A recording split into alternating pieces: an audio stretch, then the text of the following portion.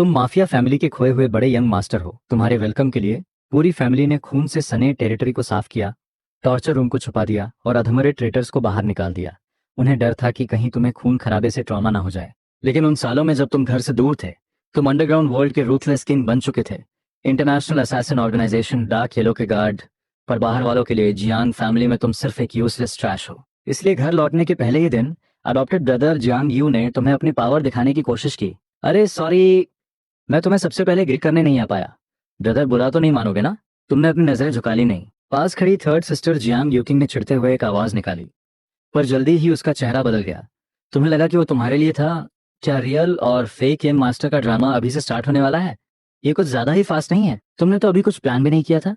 और जब तुम रिस्पॉन्स सोच ही रहे थे, जियांग यू फिर से बोल पड़ा, तुम्हें क्या, कौन परवाह करता है तुम्हारी? ज्यादा सेल्फ इंपॉर्टेंट मत बनो। जियांग यूकिंग का टोन और भी ज्यादा इरिटेटेड हो गया। तुम हैरान रह गए। इन भाई बहन का बॉन्ड वैसा नहीं है जैसा तुमने सोचा था। पास खड़ी मदर शेन यीशान ने उन्हें डांटते हुए देखा।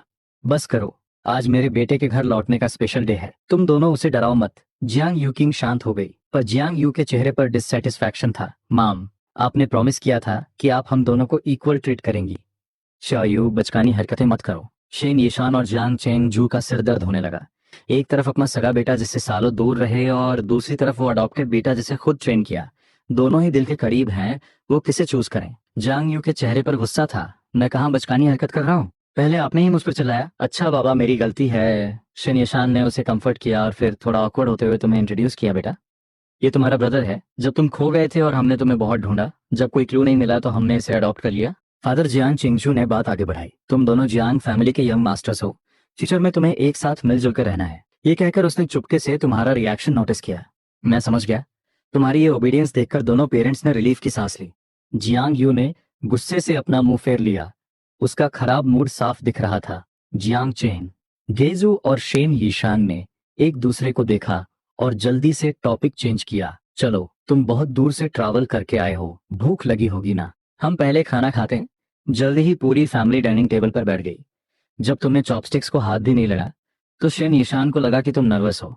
बेटा, अपने ही घर में कोई स्ट्रिक्ट रूल्स नहीं है, फील फ्री, जो मन करे वो करो। जियांग ने ताना मारते हुए कहा। ब्रदर को शायद बेसिक टेबल मैनर्स भी नहीं आते। बेइज्जती के डर से वो चॉपस्टिक्स नहीं उठा रहे। क्यों ना पहले झाओ आंटी से थोड़ा सीख ले। शॉयू, शेन ईशान ने उसे वार्निंग देते हुए देखा। जियांग यू ने गुस्से से पलटकर कहा, यह तो फैक्ट है, इसमें गलत क्या है? स्लम से निकल कर आए हैं, अपनी आधी लाइफ में ऐसी लग्जरी देखी ही कहाँ होगी। आह! जियांग चेंगजू ने जोर से अपनी चॉपस्टिक्स टेबल पर पटकी और चिल्लाया, शायू, तुम दिन ब दिन आउट ऑफ कंट्रोल होते जा रहे हो। अगर खाना नहीं खाना तो गेट आउट, अपने रूम में जाओ, नहीं खाना मुझे। जियांग यू सच में गुस्सा होकर अपने रूम में चला गया। शायू, यूजुअली ऐसा नहीं है, पता नहीं आज उसे क्या हो गया है। तुम दिल पर मत लेना। जियांग चेंगजू ने अपना टोन सॉफ्ट किया। हाँ बेटा, शायू सच में एक रीजनेबल इंसान है। फ्यूचर में तुम समझ जाओगे। आज जो हुआ मैं उसे बाद में लेसन सिखा दूंगा। जियांग यूचिंग के चेहरे पर भी जियांग यू के लिए डिस्कस था। ब्रदर, तुम उसे इग्नोर करो, वो सच में बहुत अनोइंग है। तुमने अपना सिर हिलाया, मानो तुम बहुत अंडरस्टैंडिंग हो। मॉम, डैड, एल्डर सिस्टर, मैं समझता हूँ मेरे अचानक वापस आने से उसकी अटेंशन और लव बढ़ गया है। उसका अपसेट होना नॉर्मल है। ये सुनकर पेरेंट्स ने एक गहरी सांस ली। सिली बॉय, ये सब तो लीगली तुम्हारा ही हक है, हमने ही उसे बिगाड़ दिया है। डिनर के बाद शेन यशान तुम्हें रूम सेलेक्ट करने के लिए अपस्टेयर्स ले गई। पर जैसे ही तुम सेकंड फ्लोर पर पहुंचे, एक रूम का दरवाजा अचानक खुला। जियांग यू ने आसपास के रूम्स की तरफ इशारा किया। ये मेरा प्राइवेट पियानो रूम है, वो मेरी स्टडी है, और वो मेरा चेस और पेंटिंग रूम है। हाँ, और मेरे रूम के पास वाला कमरा सेलेक्ट मत करना, मुझे शोर पसंद नहीं। ये कहकर उसने ध्यान से दरवाजा बंद कर दिया। ये देखकर तुम सोच में पड़ गए, पर चेहरे पर एक सैड एक्सप्रेशन ले आए। मॉम, डैड, लगता है ब्रदर सच में मुझे पसंद नहीं करता। क्या मुझे गेस्ट रूम शिफ्ट हो जाना चाहिए? बिल्कुल नहीं, उसे इग्नोर करो। तुम पहले अपना रूम चूज करो। आज रात हम उसे अच्छे से लेसन सिखाएंगे। ये सुनकर तुमने कैजुअली एक रूम पिक किया और आराम करने लगे। रात को जैसा उन्होंने प्रॉमिस किया था, हस्बैंड वाइफ ने मिलकर जियांग यू की अच्छे से क्लास ली।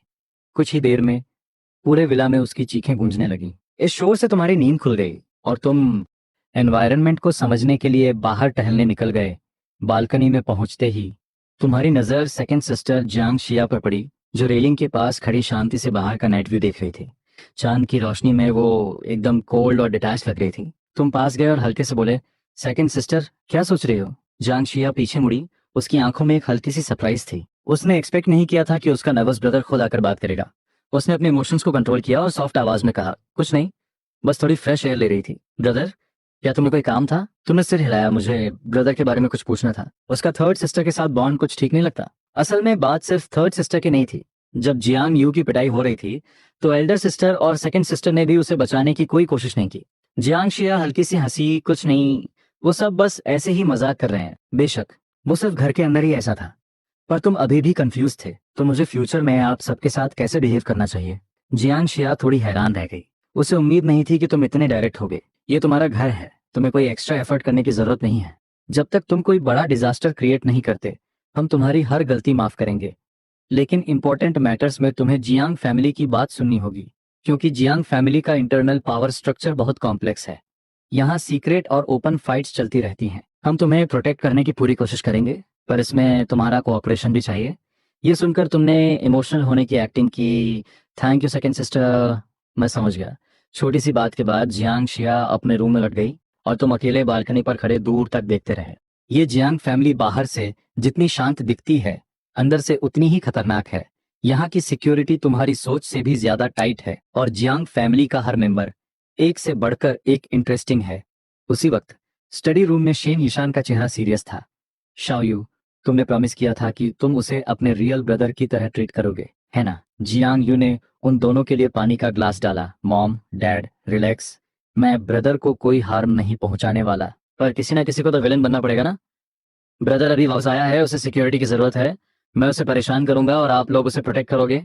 इस तरह वो फैमिली में जल्दी एडजस्ट हो जाएगा और उसे थोड़ा क्राइसिस भी फील होगा। वो ये ना सोचे कि घर वापस आने के बाद सब कुछ इजी है। ब्रदर का नेचर बहुत सॉफ्ट है। जियांग फैमिली में सरवाइव करना उसके लिए मुश्किल होगा। यहाँ तक बोलते बोलते जियांग यू की आंखों में एक खतरनाक चमक आ गई। अब वो पहले जैसा एरोगेंट बच्चा नहीं लग रहा था। दरअसल उसे हमेशा से पता था कि असली यंग मास्टर एक दिन वापस जरूर आएगा। पर बाकी एलिट फैमिलीज से अलग, जियांग फैमिली सिर्फ बेनिफिट्स को प्रायोरिटी देती है, और इन सालों की प्लानिंग ने जियांग यू की पोजीशन को इस फैमिली में बहुत डीपली रूट कर दिया है, ताकि असली यंग मास्टर के वापस आने के बाद भी उसकी पावर को कोई हिला ना सके।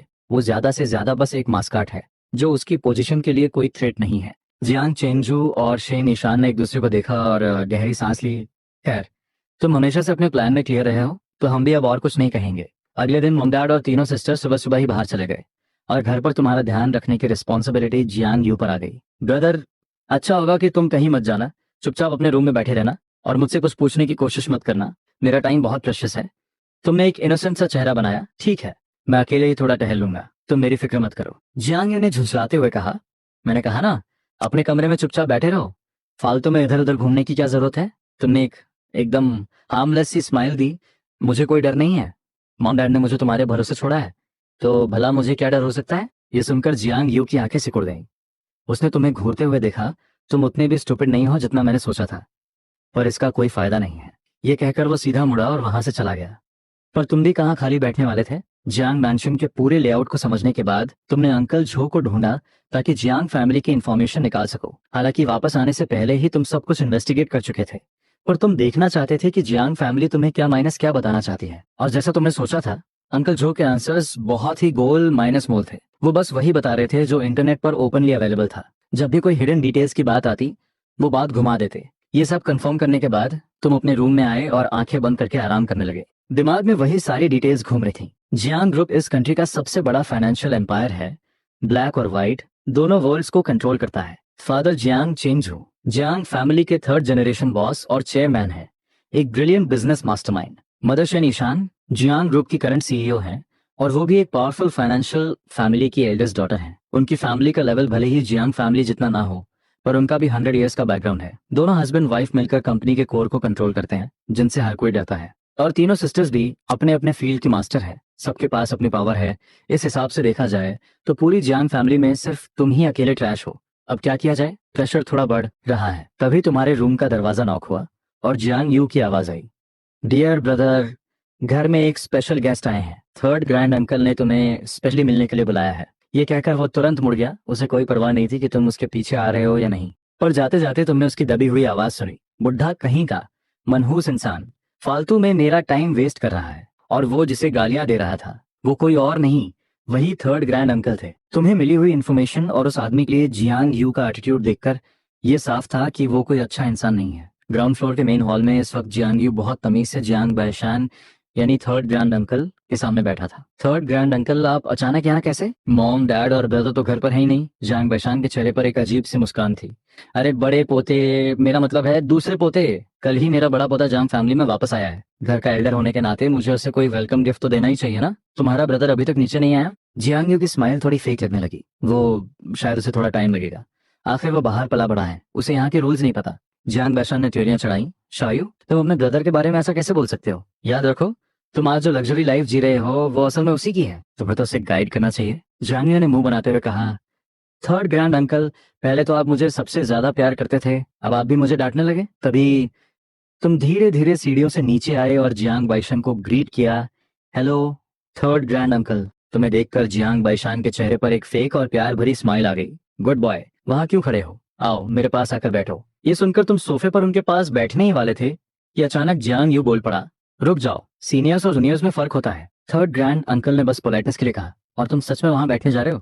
जल्दी से मेरे पास आओ। जियांग यू का ये बॉसी एटीट्यूड देखकर जियांग बैशन ने बीच में टोका। अरे बस करो, मेरे सामने इतने रूल्स की जरूरत नहीं है बेटा। तुम जहां चाहो बैठ सकते हो। मैं तुम्हारे लिए एक स्पेशल गिफ्ट लाया हूँ तुम्हारे घर लौटने की खुशी में। अब हम एक फैमिली हैं तो हमें मिलते जुलते रहना चाहिए।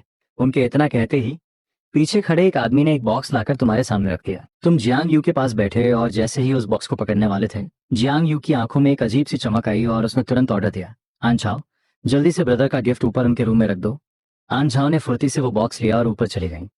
उसके बाद उन तीनों ने इधर उधर की फालतू बातें की और फिर जियांग बाइशान ने मुस्कुराते हुए कहा, चलो, मैंने तुमसे मिल भी लिया और गिफ्ट भी दे दिया। अब मुझे कुछ काम है तो मैं चलता हूँ। बेटा जरा मुझे बाहर तक छोड़ने आना। मेरी गाड़ी के ट्रंक में एक और चीज है जो तुम्हारे लिए परफेक्ट है। चलते चलते वो भी ले लेना। तुम बस उठने ही वाले थे कि जियांग यू तुमसे पहले ही जियांग बैशान के पास पहुंच गया। थर्ड ग्रैंड अंकल, मैं आपको छोड़ देता हूँ। मैं जाकर ब्रदर के लिए वो चीज ले आऊंगा। बात तो एक ही है। अगर ऐसी बात है तो चलो। जियांग यू उन्हें बाहर तक छोड़ने गया और तुम क्यूरियोसिटी के मारे दूर से उनके पीछे पीछे जाने लगे। पर अभी तुम आधे रास्ते ही पहुंचे थे कि तुम्हें एक अजीब सी फीलिंग हुई। एक जानलेवा खतरा तुम्हारी तरफ बढ़ रहा था। तुम्हें साफ महसूस हुआ कि कोई बहुत तेज चीज तुम्हारे सर के पीछे निशाना बनाकर आ रही है। तुम उस माफिया फैमिली के खोए हुए बड़े यंग मास्टर हो जिसके वेलकम के लिए पूरी फैमिली ने खून से सने टेरिटरी को साफ किया, टॉर्चर रूम छुपा दिया और ट्रेटर्स को बाहर फेंक दिया ताकि तुम्हें कोई ट्रॉमा ना हो। लेकिन उन्हें क्या पता कि इतने सालों में तुम अंडरग्राउंड वर्ल्ड के रूथलेस किंग और international assassin organisation Dark Kilo के गार्ड बन चुके हो। पर दुनिया के लिए तुम जियांग फैमिली के सिर्फ एक यूजलेस ट्रैश हो। ऐन वक्त पर तुम्हारी दाईं तरफ से एक लकड़ी का टुकड़ा उड़ता हुआ आया और उस हिडन वेपन से टकरा गया। वो वेपन घूमते हुए बाईं तरफ के गार्डन में जा गिरा। तुमने मुड़कर देखा तो एक खूंखार भेड़िया कुत्ता गार्डन में घुसा, उस लकड़ी को मुंह में दबाया और दूसरी तरफ भाग गया। और उसी डायरेक्शन में एक काली परछाई भी तेजी से गायब हो गई। तभी एक दर्दनाक चीख गूंजी जो कानों को चीरने वाली थी। इससे पहले कि तुम कुछ समझ पाते, अंकल झो तुम्हारे सामने खड़े थे। उनके चेहरे पर माफी के भाव थे। सॉरी एल्डेस्ट यंग मास्टर, मैं वांकाई को ट्रेन कर रहा था। मुझे नहीं पता था कि आप यहाँ हैं। आपको चोट लगते लगते बची, प्लीज मुझे माफ कर दीजिए। अंकल झो, वहाँ क्या हुआ? क्या मैं जाकर देख सकता हूँ? तुमने इनोसेंट बनते हुए पूछा। अंकल झो ने चुपके से तुम्हारा व्यू ब्लॉक कर दिया। वो नौकर वांचाई के साथ ट्रेनिंग कर रहे हैं। यंग मास्टर, आप फिर कभी देख लेना। सेकंड यंग मास्टर ने गिफ्ट ले लिया होगा और वो आपको ढूंढ रहे होंगे। ये कहते हुए अंकल झो अंदर से हैरान थे। वो आवाज इतनी दूर से आई थी कि उन्हें भी मुश्किल से सुनाई दी। पर इस यंग मास्टर के ईयर्स इतने शार्प कैसे हैं? तुमने भी हैरान होने की एक्टिंग की। अंकल झो, आप तो अभी यहाँ थे ही नहीं, तो आपको कैसे पता चला कि वहाँ क्या हो रहा है? ये सुनकर अंकल झो थोड़े घबराए पर जल्दी ही नॉर्मल हो गए। हाँ, मुझे आंट झाओ ने बताया था। अच्छा यंग मास्टर, मुझे वांगचे की ट्रेनिंग के लिए जाना है, मैं चलता हूँ। इतना कहकर वो मुड़े और उन्हें राहत की एक गहरी सांस ली और फिर उनकी आंखों में एक खतरनाक चमक आ गई और वो उल्टी डायरेक्शन में चले गए। तुमने सिर हिलाया और जैसे ही आगे बढ़ने वाले थे, सामने से जियांग यू आता हुआ दिखा। उसके हाथ एकदम खाली थे। तुमने जानबूझकर सैड होने की एक्टिंग की। ब्रदर, थर्ड ग्रैंड अंकल ने मेरे लिए जो गिफ्ट कहा था वो कहाँ है? जियांग यू ने इरिटेट होकर अपनी आंखें घुमाई। उस बुढ़े की मेमोरी खराब हो गई है। गाड़ी के ट्रंक में कुछ नहीं था, फालतू में मुझे दौड़ाया। तुम्हें पता था कि उस बुढ़े के इरादे कितने गंदे हैं। वो जानबूझकर तुम्हें वहां बुलाना चाहता था ताकि तुम पर अटैक कर सके। तुमने कंधे उचकाए। अरे ये तो सच में बहुत बुरा हुआ। उस पनौती के जाने के बाद जियांग यू को भी अपने काम निपटाने थे। चलो, अगर कोई काम नहीं है तो अपने रूम में वापस जाओ। बाहर फालतू में मत घूमना। घर के कई हिस्से अभी तक साफ नहीं हुए हैं, वहां कीड़े मकोड़े और चूहे हो सकते हैं। पहले मॉम डैड ने ध्यान नहीं दिया, पर अब जब तुम आ गए हो तो उन गंदी चीजों को यहाँ रह नहीं दिया जा सकता। उसकी बात के डबल मीनिंग को तुम अच्छे से समझ रहे थे। तुमने मासूमियत से सिर हिलाया। ठीक है, और तुम चुपचाप अपने रूम की तरफ चले गए। जैसे ही तुम दरवाजे पर पहुंचे, तुमने देखा कि आंट झाओ वहां खड़ी है। एल्डेस्ट यंग मास्टर, मैंने आपका गिफ्ट टेबल पर रख दिया है। तुमने हाथ हिलाया। थैंक यू, आंट जाओ। अब आप अपना काम कर सकती हैं। अंदर जाकर तुमने टेबल पर रखे उस बॉक्स को ध्यान से चेक किया। उस पर खुलने के निशान थे। जब तुमने उसे खोला तो अंदर एक बहुत ही महंगी वॉच थी। उसमें कोई हिडन खतरा नहीं था। शायद आंट झाओ ने उसे पहले ही क्लियर कर दिया था। ये सोचकर तुमने वो वॉच पहन ली और उसे निहारने लगे। उस बुढ़ी की चॉइस काफी अच्छी है। वॉच मस्त है। उसी वक्त वापस लौटते हुए जियांग बाइशान का चेहरा गुस्से से लाल था। बहुत देर बाद वो बड़बड़ाए, डैम दैट जियांग यू, हर बार मेरा प्लान खराब कर देता है। अब उस लड़के पर अटैक करना मुश्किल होगा। जब जियांग यू इस फैमिली में नया नया आया था तो वो एक बेवकूफ और डरा हुआ बच्चा लगता था जिसे कंट्रोल करना आसान था। जियांग बैशान ने 3 साल लगाकर उसका ट्रस्ट जीता, पर जब उन्होंने जियांग यू का यूज करके फैमिली पर अटैक करना चाहा तो जियांग यू ने उन्हें ऐसा सबक सिखाया जो वो कभी नहीं भूलेंगे। इतने सालों की प्लानिंग के बाद भी वो धोखा खा गए। जियांग चिंगजू और शेन यीशान सच में कमाल है। उनके पाले हुए बच्चे एक से बढ़कर एक खतरनाक है, पर अब जब असली वारिस वापस आ गया है तो वो ये मौका हाथ से जाने नहीं दे सकते। जब जियांग चिंगजू को आज के अटैक के बारे में पता चला तो उनका चेहरा डार्क हो गया। लगता है अब हमें हमेशा किसी को उसके आस पास रखना होगा। आज वो बुढ़ा था, कल पता नहीं कौन सा खतरा आ जाए। जियांग यू का चेहरा एकदम ब्लैंक था, पर हम हर वक्त उसके साथ नहीं रह सकते ना। हमें अपने सीक्रेट गार्ड्स को वापस बुलाकर उसकी सिक्योरिटी में लगाना होगा। हाँ, ये सही रहेगा। ऐसे ही चलता रहा तो काम नहीं बनेगा। हमें उसे धीरे धीरे अपनी लाइफ की फास्ट पेस के साथ एडजस्ट करना सिखाना होगा। पूरी फैमिली आपस में इसी टॉपिक पर डिस्कशन कर रही थी। तभी तुम धीरे धीरे सीढ़ियों से नीचे आए और सबको ग्रीट किया। सॉरी, मुझे आने में थोड़ी देर हो गई। आप लोग किस बारे में बात कर रहे हैं? शेन ईशान ने तुम्हें बहुत ही प्यार से देखा। कुछ नहीं बेटा, आओ जल्दी से खाना खा लो। मैंने आंट झाओ से तुम्हारी पसंद की डिशेस बनवाई हैं। तुमने सिर हिलाया और कुर्सी पर बैठकर खाना शुरू कर दिया। अभी तुमने आधा खाना ही खाया था कि शेन ईशान ने तुम्हें टेस्ट करते हुए पूछा, वैसे बेटा 10 साल पहले हमारी फैमिली ने बाई फैमिली के साथ एक मैरिज एग्रीमेंट किया था। अब तुम दोनों शादी की उम्र में आ गए हो तो शायद जल्द ही हमें ये कॉन्ट्रैक्ट पूरा करना पड़े। ये सुनते ही तुमने घबराकर मना करने की एक्टिंग की। मॉम डैड, आपको परेशान होने की जरूरत नहीं है। वो शादी तो ब्रदर की तय हुई थी ना, मैं उससे उसका हक बिल्कुल नहीं छीनूंगा। और बाई फैमिली भी अपने फ्यूचर सन इन लॉ के तौर पर ब्रदर से बहुत खुश होगी। मैं बीच में कैसे आ सकता हूँ? ये सुनकर जियांग यू के हाथ से चॉपस्टिक्स गिरते गिरते बची। तुम ये क्या बकवास कर रहे हो? कौन खुश है? वो शादी तुम्हारी थी, उसे मेरे सिर पर मत थोपो। मुझे नहीं करनी शादी। जियांग चेंगजू और शेन ईशान थोड़े ऑकवर्ड हो गए। बेटा बुरा मत मानना, तुम्हारे ब्रदर का टेम्पर ही ऐसा है। पर तुम अंदर ही अंदर बहुत कंफ्यूज थे। नॉवेल्स में तो अडॉप्टेड बेटे हमेशा प्रॉपर्टी और मैरिज कॉन्ट्रैक्ट्स के लिए मरते हैं, पर यहाँ जियांग यू शादी क्यों नहीं करना चाहता? सेकंड सिस्टर जियांग शिया ने तुम्हें देखकर स्माइल किया। बेटा बात यह है कि तुम्हारे ब्रदर को बाय फैमिली की उस लड़की में कोई इंटरेस्ट नहीं है, तो अब ये मैरिज अलायंस तुम्हारे डिसीजन पर डिपेंड करता है। बेशक अगर तुम भी नहीं चाहते तो हम किसी तरह इस कॉन्ट्रैक्ट को तोड़ने का प्लान बना सकते हैं। तुमने अपना सिर खुजाया, पर अगर हमने शादी तोड़ दी तो क्या इससे फैमिली के बिजनेस पर कोई बड़ा असर पड़ेगा? जियांग ये तुरंत बोल पड़ा, ऑफ कोर्स पड़ेगा। अगर हमने कॉन्ट्रैक्ट तोड़ा तो दोनों फैमिलीज की सालों पुरानी पार्टनरशिप पल भर में टूट जाएगी और हमारा करोड़ों का लॉस होगा। आसपास बैठे जियांग फैमिली के सभी मेंबर्स ने हाँ में सिर हिलाया। वो तुम्हें इस मैरिज अलायंस के लिए फोर्स नहीं करना चाहते थे, पर ये मैटर सच में बहुत क्रिटिकल था। तुमने डायरेक्ट जवाब देने के बजाय जियांग यू की तरफ देखा। तो ब्रदर को बाय फैमिली की एल्डेस्ट डॉटर पसंद क्यों नहीं है? जियांग यू ने मजाक उड़ाते हुए कहा, वो बाई फैमिली की बिगड़ी हुई गुंडी मोह। उसे कड़वा बोलने का शौक नहीं है, पर मैं सच में उसे पसंद नहीं करता। ऐसा नहीं हो सकता। तुम ऐसा क्यों कह रहे हो? तुमने हैरानी से अपनी भौहें चढ़ाई। बाई फैमिली की एल्डेस्ट डॉटर एक गुंडी है? तुमने जो डिटेल्स निकाली थी वो तो कुछ और ही बता रही थी। जियांग यू ने हंसते हुए कहा, बाय फैमिली के बॉस की 2 बेटियां हैं। बड़ी बेटी का नाम बाई निंगबिंग है। हाई सोसाइटी के लोग बाय फैमिली की इज्जत करते हैं, इसलिए उसे एल्डेस्ट डॉटर कहकर बुलाते हैं। पर पीठ पीछे हर कोई उसका मजाक उड़ाता है और उसने भी आज तक किसी को निराश नहीं किया। वो पूरे कैपिटल सिटी की सबसे बड़ी ट्रबल मेकर है। 14 साल की उम्र में उसे अपनी प्राइवेट जेट बहुत बोरिंग लगी, तो उसने स्ट्रीट आर्टिस्ट्स को बुलाकर पूरी जेट पर काले और सफेद स्कल्स पेंट करवा दिए, जिसकी वजह से बाई फैमिली के बॉस को एक इंपॉर्टेंट मीटिंग के लिए नॉर्मल कमर्शियल फ्लाइट के फर्स्ट क्लास में ट्रैवल करना पड़ा। 16 साल की उम्र में उसने एक पार्टी में सरप्राइज देने के लिए इलीगली 2 सफेद बाघ के बच्चे मंगवाए। नतीजा, बाघ के बच्चे डर गए और उन्होंने गेस्ट्स को नोच डाला। एनिमल प्रोटेक्शन ऑर्गेनाइजेशन वाले उनके दरवाजे पर पहुंच गए और बाई फैमिली के मैंशन को लगभग एक जू मान लिया गया। जब वो 20 साल की हुई तो बाई फैमिली उसका ये ड्रामा और बर्दाश्त नहीं कर पाई और उसे देश से बाहर भेज दिया। अब उसे गए हुए करीब 3-4 साल हो चुके हैं। मेरे पास बाई फैमिली की उस महान एल्डेस्ट डॉटर के ऐसे हजारों किस्से हैं। क्या ब्रदर और सुनना चाहेंगे? ये कहते हुए जियांग यू ने एक खौफनाक मुस्कान के साथ देख रहा था। तुम्हारे होंठ थोड़े से फड़फड़ाए और तुमने न समझने की एक्टिंग करते हुए से हिला दिया।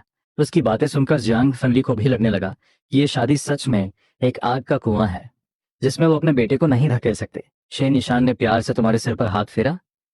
बेटा अपनी मॉम को थोड़ा टाइम दो, मैं और तुम्हारे डैड कोई ऐसा परफेक्ट प्लान सोचेंगे जिससे बिना किसी नुकसान के ये शादी टूट जाए। तुम इस बात पर और क्या ही कहते। तुमने बस चुपचाप सिर हिला दिया और इस तरह वो रात शांति से गुजर गई। अगले दिन सुबह, इससे पहले कि तुम्हारी आंख खुलती, तुम्हारे रूम का दरवाजा जोर से खुला। जियांग यू अंदर आया और उसने सीधा तुम्हारी रजाई खींच ली। उठ जाओ, जल्दी से तैयार हो जाओ, तुम्हें मेरे साथ बाहर चलना है। बस इतना कहकर वो मुड़ा और तुम्हारे लिए कपड़े सेलेक्ट करने क्लोजेट में चला गया।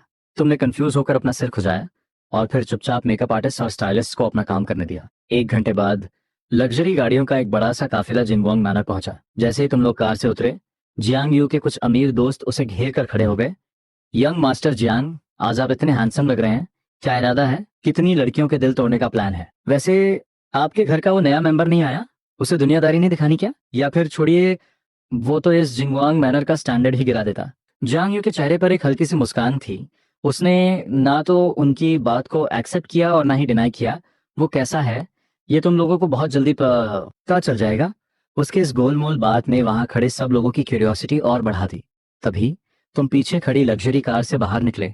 तुम्हारा ऑरा और एटीट्यूड जियांग यू से भी ज्यादा कॉन्फिडेंट और काम था। हेलो एवरीवन, मैं जियांग जी हूँ। तुम्हारी ये एंट्री देखकर जियांग यू थोड़ा हैरान रह गया। ये तो जरा भी नर्वस नहीं है। घर पर जो इसका डरा हुआ बर्ताव था, क्या वो सब सिर्फ एक एक्टिंग थी? आसपास खड़े लोगों के बीच फुसफुसाहट शुरू हो गई। उन्हें यकीन नहीं हो रहा था कि जियांग फैमिली का ये खोया हुआ यंग मास्टर उनकी सोच से इतना अलग कैसे हो सकता है। बहुत से लोगों ने खुद आगे बढ़कर तुमसे दोस्ती करने की कोशिश की, खासकर वहां मौजूद अमीर घराने की लड़कियां जिनकी आंखें तुम्हें देखकर चमक उठी थीं। तुमने भी बहुत ही पोलाइटली उनकी बातों का जवाब दिया और उन्हें एंटरटेन किया। आखिर इन यंग मास्टर्स और लेडीज की इज्जत रखना भी जरूरी था। ये सब देखकर किसी ने जियांग यू के हक में आवाज उठाई। यंग मास्टर जियांग, आप उसे अपनी लाइमलाइट चुराने कैसे दे सकते हैं? जियांग फैमिली ने आपको इतने सालों तक ट्रेन किया है, असली वारिस तो आप हैं। जियांग यू के चेहरे पर कोई इमोशन नहीं था, बस एक इंसान और बढ़ गया है और कुछ नहीं। तुम लोग एंजॉय करो, सब नॉर्मल है। पर तभी जियांग यू का पुराना दुश्मन यंग मास्टर चेन सामने आ गया। अरे जियांग यंग मास्टर, मेरा मतलब है सेकंड यंग मास्टर जियांग, तुम अभी भी इस मैनर के मालिक की तरह बर्ताव क्यों कर रहे हो? ये जिंगवांग मॉनर तो चेयरमैन जियांग ने अपने बड़े बेटे को गिफ्ट किया था ना। तुम्हारे पास तो इसका सिर्फ नाम था। अब जब असली मालिक आ गया है तो क्या तुम्हें अपनी जगह नहीं छोड़ देनी चाहिए? ये सुनकर जियांग यू एकदम शांत रहा। अगर ब्रदर इस मैनर को हैंडल कर सकते हैं तो मुझे इसे छोड़ने में कोई प्रॉब्लम नहीं है। इस एक लाइन में बहुत सारा घमंड और मजाक छिपा था। वहां खड़े सब लोग भी हंसने लगे, पर तुम्हारे चेहरे पर अभी भी वही काम स्माइल थी, मानो तुम्हें किसी बात का बुरा ही नहीं लगा। यंग मास्टर चैन, ऐसा मत कहिए। जो चीज मेरे ब्रदर की है मैं उसे कभी नहीं छीनूंगा। जब तुमने उसकी बातों में आकर कोई ड्रामा क्रिएट नहीं किया तो यंग मास्टर चैन ने मन ही मन तुम्हें गाली दी। डैम, ये जांग फैमिली का बड़ा यंग मास्टर तो बिल्कुल दब्बू है। ऐसे बिना लड़े तो ये उस खूंखार जांग फैमिली में एक दिन भी सरवाइव नहीं कर पाएगा। तुमने अपना सिर हिलाया। आप गलत सोच रहे हैं। एक फॉर्चून टेलर ने कहा था कि मैं अपनी लाइफ में पूरे 100 साल तक जीऊंगा। खैर, सब यहाँ खड़े क्या कर रहे हो? चलो गेम खेलते हैं। जियांग यू सबसे पहले मेन बैंक्वेट हॉल की तरफ बढ़ गया और उसने शुरू से लेकर आखिर तक तुम्हारी तरफ मुड़कर भी नहीं देखा। तुमने भी उस भीड़ से किनारा कर लिया और कुछ खाने के लिए ढूंढने लगे। पर जैसे ही तुम एक अंधेरे कॉरिडोर से गुजरे, सामने से एक बहुत ही कूल और बैडास लड़की आ रही थी। उसके चलने के स्टाइल में एक अलग ही स्वैग था, जैसे वो दुनिया की सबसे खूबसूरत और खतरनाक लड़की हो। उसे देखते ही तुम समझ गए कि ये कौन है। ये कैपिटल सिटी की मशहूर लिटिल हुलिगन थी। पर तुम उससे कोई पंगा नहीं लेना चाहते थे, इसलिए तुमने बस उसे 2 सेकंड्स के लिए देखा और उसके बगल से गुजरने लगे। लेकिन अचानक बाय निनिंग ने अपना हाथ आगे बढ़ाकर तुम्हारा रास्ता रोक लिया। हे हैंडसम, तुमने मुझे अभी 2 बार मुड़कर देखा। क्या तुम मुझ पर लट्टू हो गए हो? तुम उस माफिया फैमिली के खोए हुए बड़े यंग मास्टर हो जिसके वेलकम के लिए पूरी फैमिली ने खून से सने टेरिटरी को साफ किया था। तुमने शेनशून की हालत छुपा ली, उस अधमरे को घसीट कर ले गए ताकि खून देखकर किसी को ट्रॉमा ना हो। लेकिन तुम इतने नादान कैसे हो सकते हो? इतने सालों में तुम अंडरग्राउंड वर्ल्ड के अनक्राउन किंग बन चुके हो, इंटरनेशनल टॉप असैसिन ऑर्गेनाइजेशन के नेता। लेकिन बाहरी दुनिया के लिए जियांग फैमिली के इकलौते बेटे तुम सिर्फ एक वेस्ट हो। तुमने किसी तरह अपने आप को उस लड़की को थप्पड़ मारने से रोका। मैं तो ये भी नहीं जानता कि तुम हो कौन। बहाने मत बनाओ, मुझे सब समझ आ रहा है। मेरे इस अल्टीमेट चार्म से कोई नहीं बच सकता। तुम उसकी बकवास को इग्नोर करते हुए दूसरी तरफ मुड़ गए। यह देखकर बाई निंगबिंग बेशर्मों की तरह तुम्हारे पीछे आ गई। अरे हैंडसम, कहाँ जा रहे हो? वेट करो ना, तुम किस फैमिली से हो? मैंने तुम्हें पहले कभी नहीं देखा। उसकी बकबक से इरिटेट होकर तुमने उसे घूर कर देखा। ठीक से बात करो। तुम अचानक कहाँ से टपक पड़ी? पार्टी के स्टार्ट में तो तुम यहाँ नहीं थी। बाई निंगिंग ने नाटक करते हुए हाथ फैलाए। लो, मैंने अपना सच बता दिया। असल में मैं वो होस्टेस हूँ जिसे जियांग शाओ ने ड्रिंक सर्व करने के लिए बुलाया है। ये सुनकर तुम लगभग उस पर थूकने वाले थे। एक लड़की होकर तुम ऐसी बातें कैसे बोल सकती हो? नो वंडर जियांग यू तुम्हें भाव नहीं देता। ये देखकर कि तुम बिलीव नहीं कर रहे, बाई निंगबिंग अचानक तुम्हारे करीब आ गई। क्या तुम्हें बिलीव नहीं हो रहा? अगर बिलीव नहीं है तो तुम खुद एक्सपीरियंस करके देख सकते हो। अपनी लिमिट क्रॉस होते देख तुमने उसका हाथ पकड़ा। जाओ अपने जियांग शॉ के साथ खेलो, मुझे डिस्टर्ब मत करो। नहीं नहीं नहीं, उसका वो सड़ा हुआ मुझे नहीं चाहिए। जो उससे शादी करेगा उसकी तो लाइफ खराब है। बाई निंगबिंग डरने की एक्टिंग कर रही थी, लेकिन उसके चेहरे पर एक बड़ी सी स्माइल थी, और तभी तुम भी मुस्कुरा दिए और अपनी उंगली से उसके पीछे इशारा किया। हे, वो ठीक तुम्हारे पीछे खड़ा है। यह सुनकर बाई निंगबिंग ने पीछे मुड़कर देखा और अचानक कांप उठी। फिर वो तुरंत तुम्हारे पीछे छुप गई। बाप रे, डरा ही दिया। तुम्हें सबसे बेस्ट और हैंडसम, वरना मेरी जान तो पक्का चली जाती। तुमने जल्दी से उससे डिस्टेंस मेंटेन किया। अरे नहीं नहीं, मैं तो तुम्हें जानता भी नहीं। ये सब बकवास इसने खुद कही है। खुद को तुम्हारे द्वारा बुलाई गई होस्टेस बता रही थी। बाई निंगबिंग ने अपनी आंखें बड़ी कर ली। तुम इतनी जल्दी मुझे धोखा कैसे दे सकते हो? दूसरी तरफ जियांग यू तुम दोनों को घूर रहा था। बाय फैमिली की मिस को होस्टेस के रूप में बुला पाना सच में मेरा ऑनर है। तमाशा देखने आए क्राउड ने जब अचानक ये सुना तो सब चौंक गए। मैंने क्या सुना? बाय फैमिली की मिस यहाँ आई है? ये तो बहुत बड़ी न्यूज है। क्या कुछ और भी हुआ है? Shut up. जियांग यू की आवाज में जबरदस्त पावर थी। फिर उसने बाई निंगनिंग को देखा। उसकी आंखों में साफ डिस्गस्ट झलक रहा था। मिस बाय बिना बुलाए यहाँ आई है। मैं इस बार इसे इशू नहीं बनाऊंगा, लेकिन मैं होप करता हूँ कि तुम मुझसे और हमारी जियांग फैमिली से दूर रहोगी। बाय निंगबिंग ने सीधा जवाब दिया। ऐसा तो नहीं हो सकता। क्या हमारी दोनों फैमिलीज के बीच मैरिज कॉन्ट्रैक्ट नहीं है? शादी का दिन भी करीब आ रहा है। जियांग यू ने अपनी भौहें सिकोड़ ली। क्या तुम स्टार्ट से ही इस शादी के अपोज में नहीं थी? यहाँ तक कि तुम अब्रॉड भाग गई थी। अब अचानक इतना इंटरेस्ट कैसे? बाय निंगबिंग ने कमर पर हाथ रखा और एक चे की आवाज निकाली। तुमसे शादी करना? ऑफ कोर्स मुझे कोई इंटरेस्ट नहीं है, लेकिन मैंने सुना है कि जियांग फैमिली का असली यंग मास्टर वापस आ गया है, तो मैं अपने फ्यूचर हस्बैंड को देखने आई हूँ। यह सुनकर जियांग यू ने गुस्से में अपनी मुट्ठी भींच ली, लेकिन किसी तरह खुद को कंट्रोल किया। उसने दांत पीसते हुए कहा, तो अब तुमने उसे देख लिया है, क्या ख्याल है? बाई निंगबिंग मुस्कुराती हुई तुम्हारे करीब आई, तुम्हें ऊपर से नीचे तक स्कैन किया और सेटिस्फैक्शन के साथ सिर हिलाया। वेरी सेटिस्फाइड, बहुत ही बढ़िया। पहली नजर में ही मुझे प्यार हो गया। तुम एकदम से चौंक गए। जैंग फैमिली मेरी फोटो कभी पब्लिक नहीं की। तुमने मुझे एक नजर में कैसे पहचान लिया? और तुम पहले से यहाँ घात लगाए बैठी थी? हे, तुमने अभी उसे अपना छोटा भाई कहा ना, तो गैस करना कोई मुश्किल नहीं था। ये कहते हुए बाई निंगबिंग ने तुम्हारी तरफ झुककर बो किया। बाय द वे, मुझे इतना स्मार्ट समझने के लिए थैंक यू फ्यूचर हस्बैंड। फिर बाई निंगबिंग ने सीधे जियांग यू की तरफ देखा। सेकंड यंग मास्टर, मेरे और जियांग जी के मैरिज कॉन्ट्रैक्ट पर तुम्हें कोई ऑब्जेक्शन नहीं होगा, राइट? जियांग यू के चेहरे पर एक फेक स्माइल आ गई। Of course not. फिर उसने तुरंत अपना असली रूप दिखाया। गार्ड्स, इसे बाहर फेंक दो। तुम बगल में खड़े होकर एग्री करते हुए सिर हिला रहे थे। Good job. अरे नहीं जियांगे, मैं तुमसे मिलने फिर आऊंगी। बाय निंगबिंग की बात पूरी होने से पहले ही गार्ड्स ने उसे बाहर निकाल दिया। बैंक्वेट हॉल के अंदर पार्टी फिर से शुरू हो गई। तभी जियांग यू का दोस्त मु शाओ आगे आया और जियांग यू का साइड लेते हुए बोला, अरे रे, जियांग फैमिली का बड़ा बेटा वापस आते ही जियांग यू यंग मास्टर की फियांसे को चुरा लिया गया। कितनी घटिया बात है। ये सुनकर तुम्हें हंसी आ गई? तुम्हारी किस आंख ने मुझे बाय निंगबिंग को चुराते हुए देखा? तुम अभी भी बहस कर रहे हो? अगर तुम्हारे मन में उसके लिए कोई फीलिंग जी नहीं है तो वो ऐसी बातें क्यों बोलती? तुम्हें तो यहाँ होना ही नहीं चाहिए था।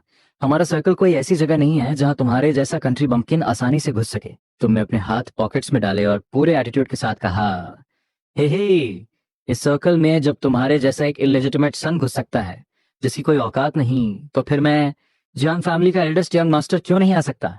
ये सुनते ही पूरे हॉल में सन्नाटा छा गया। हालांकि बाहर ये रूमर्स थे कि उसकी माँ एक मिस्ट्रेस थी, लेकिन इस खबर को दबा दिया गया था और सब चुप रहते थे।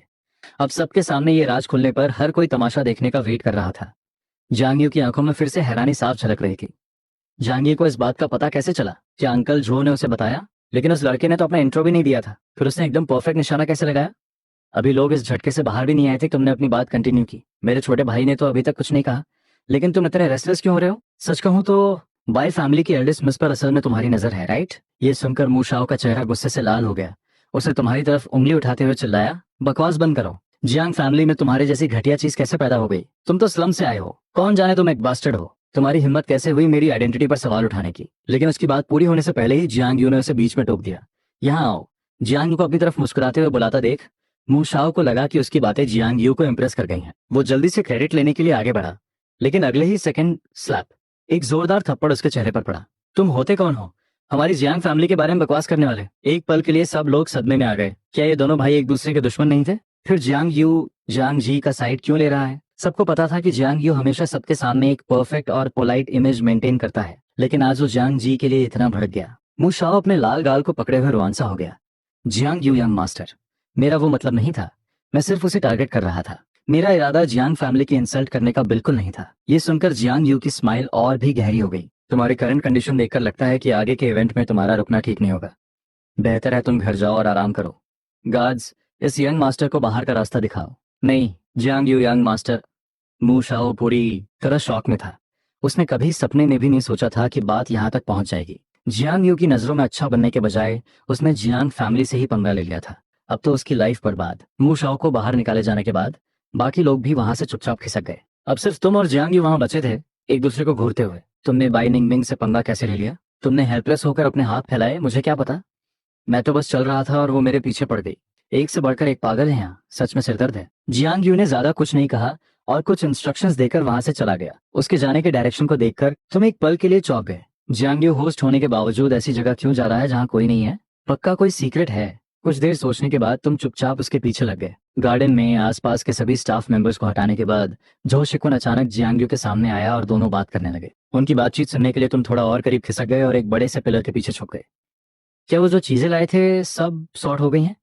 जोशिको ने कुछ फाइल्स आगे बढ़ाई। सब यहाँ हैं। सिर्फ वू और लियू फैमिली के यंग मास्टर्स ने ही ऐसी डिटेल्स दी हैं जो हमारे बिजनेस ट्रेडिंग स्कोप को एक्सपोज कर सकती हैं। ये सुनकर तुमने अपने दिमाग में डॉट्स कनेक्ट किए। तो ये पार्टी सिर्फ टाइम पास के लिए नहीं होती। जियांग यू ने लापरवाही से फाइल्स के पन्ने पलटे और उसकी आंखों में एक कोल्ड लुक आ गया। पिछली बार जिन 4 लोगों पर नजर रखने को कहा था, उन्होंने अभी तक अपनी लॉयल्टी प्रूव नहीं की है। उन्हें एक और वार्निंग दो। ये उनका लास्ट चांस है, वरना उन्हें सीधा ब्लैक बुक में डाल दो। Black book? इसके बारे में तुमने सुना था? कहा जाता है कि जियांग फैमिली इसका यूज लोगों के डार्क सीक्रेट्स और ब्लैकमेल्स का रिकॉर्ड रखने के लिए करती है, जिससे वो कई लोगों को कंट्रोल करते हैं। अब समझ आया कि इस ब्लैक बुक का मैनेजर असल में जियांग यू है और जो शिकुन, जो फैमिली बटलर है, वो सीधे इसके ऑर्डर्स फॉलो करता है।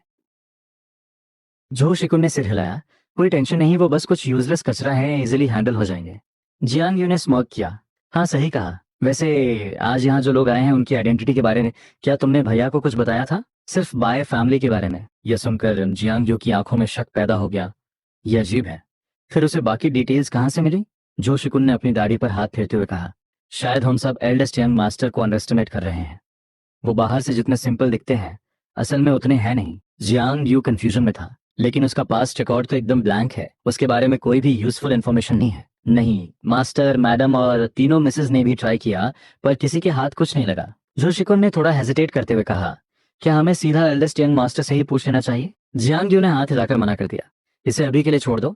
वो अभी अभी जियांग फैमिली में वापस आया है, वो हम पर ट्रस्ट नहीं करेगा। और मॉम डैड और बहनें भी डरती हैं कि कहीं उसे उसकी पुरानी बुरी मेमोरीज याद ना जाए। वैसे क्या रात की मास्करेड पार्टी प्लान के हिसाब से ही होगी? क्योंकि सब आर एल्डेस्ट ब्रदर यहाँ मौजूद हैं, भीड़ बहुत होगी और हम शायद तुरंत उनकी सेफ्टी की गारंटी नहीं ले पाएंगे। और ऊपर से वो मिस बाई, जब बात मेरे इलाके की हो, अगर मैं उसे ही प्रोटेक्ट नहीं कर पाया तो मेरा क्योटो में रहने का कोई मतलब नहीं। उनकी बात खत्म होने से पहले ही तुम वहां से निकल जाते हो। हॉल में कदम रखते ही रिच किड्स का एक ग्रुप तुम्हें अपने सर्कल के गेम में खींच लेता है। उन्हें लगा तुम एक गंवार हो, तुम्हारा मजाक उड़ाने का प्लान बना रहे थे, पर उन्हें क्या पता था तुमने बड़ी चालाकी से उनकी हर चाल को रिजेक्ट कर दिया, या अनजाने में उनका पूरा गेम ही खराब कर दिया। मजा तो दूर की बात, उल्टे वही बेवकूफ बन गए और तुम एकदम इनोसेंट सा चेहरा बनाकर उन्हें देखते रहे, जैसे तुम्हें कुछ पता ही ना हो। सब फ्रस्ट्रेशन में एक दूसरे से ही लड़ने लगे। ये शोर सुनकर जियांग यू वहां आ जाता है, माथे पर सिलवटे लिए। ये सब क्या हो रहा है? इससे पहले कोई कुछ बोल पाता तुम पलक झपकते ही उसके पास पहुंच गए। ब्रदर, तुम आ गए। ये सब मुझे बुली कर रहे थे, मेरा आखिरी गेम भी पूरा नहीं होने दिया। सब शॉक रह गए, मनी मन तुम्हें गालियां दे रहे थे कि तुमने बाजी पलट दी। जियांग यू ने सबकी तरफ देखा। अगर प्ले नहीं करना तो मत करो। जाकर मैं बैंक्वेट हॉल में बैठा, मुझे तुम सबसे कुछ बात करनी है। सब चुपचाप उसकी बात मानकर चले गए, पर उनकी आंखें तुम्हें घूर रही थी। और तुम्हें कोई फर्क नहीं पड़ता। तुमने कैजुअली एक black and white feather mask उठाया और डांस फ्लोर पर चले गए।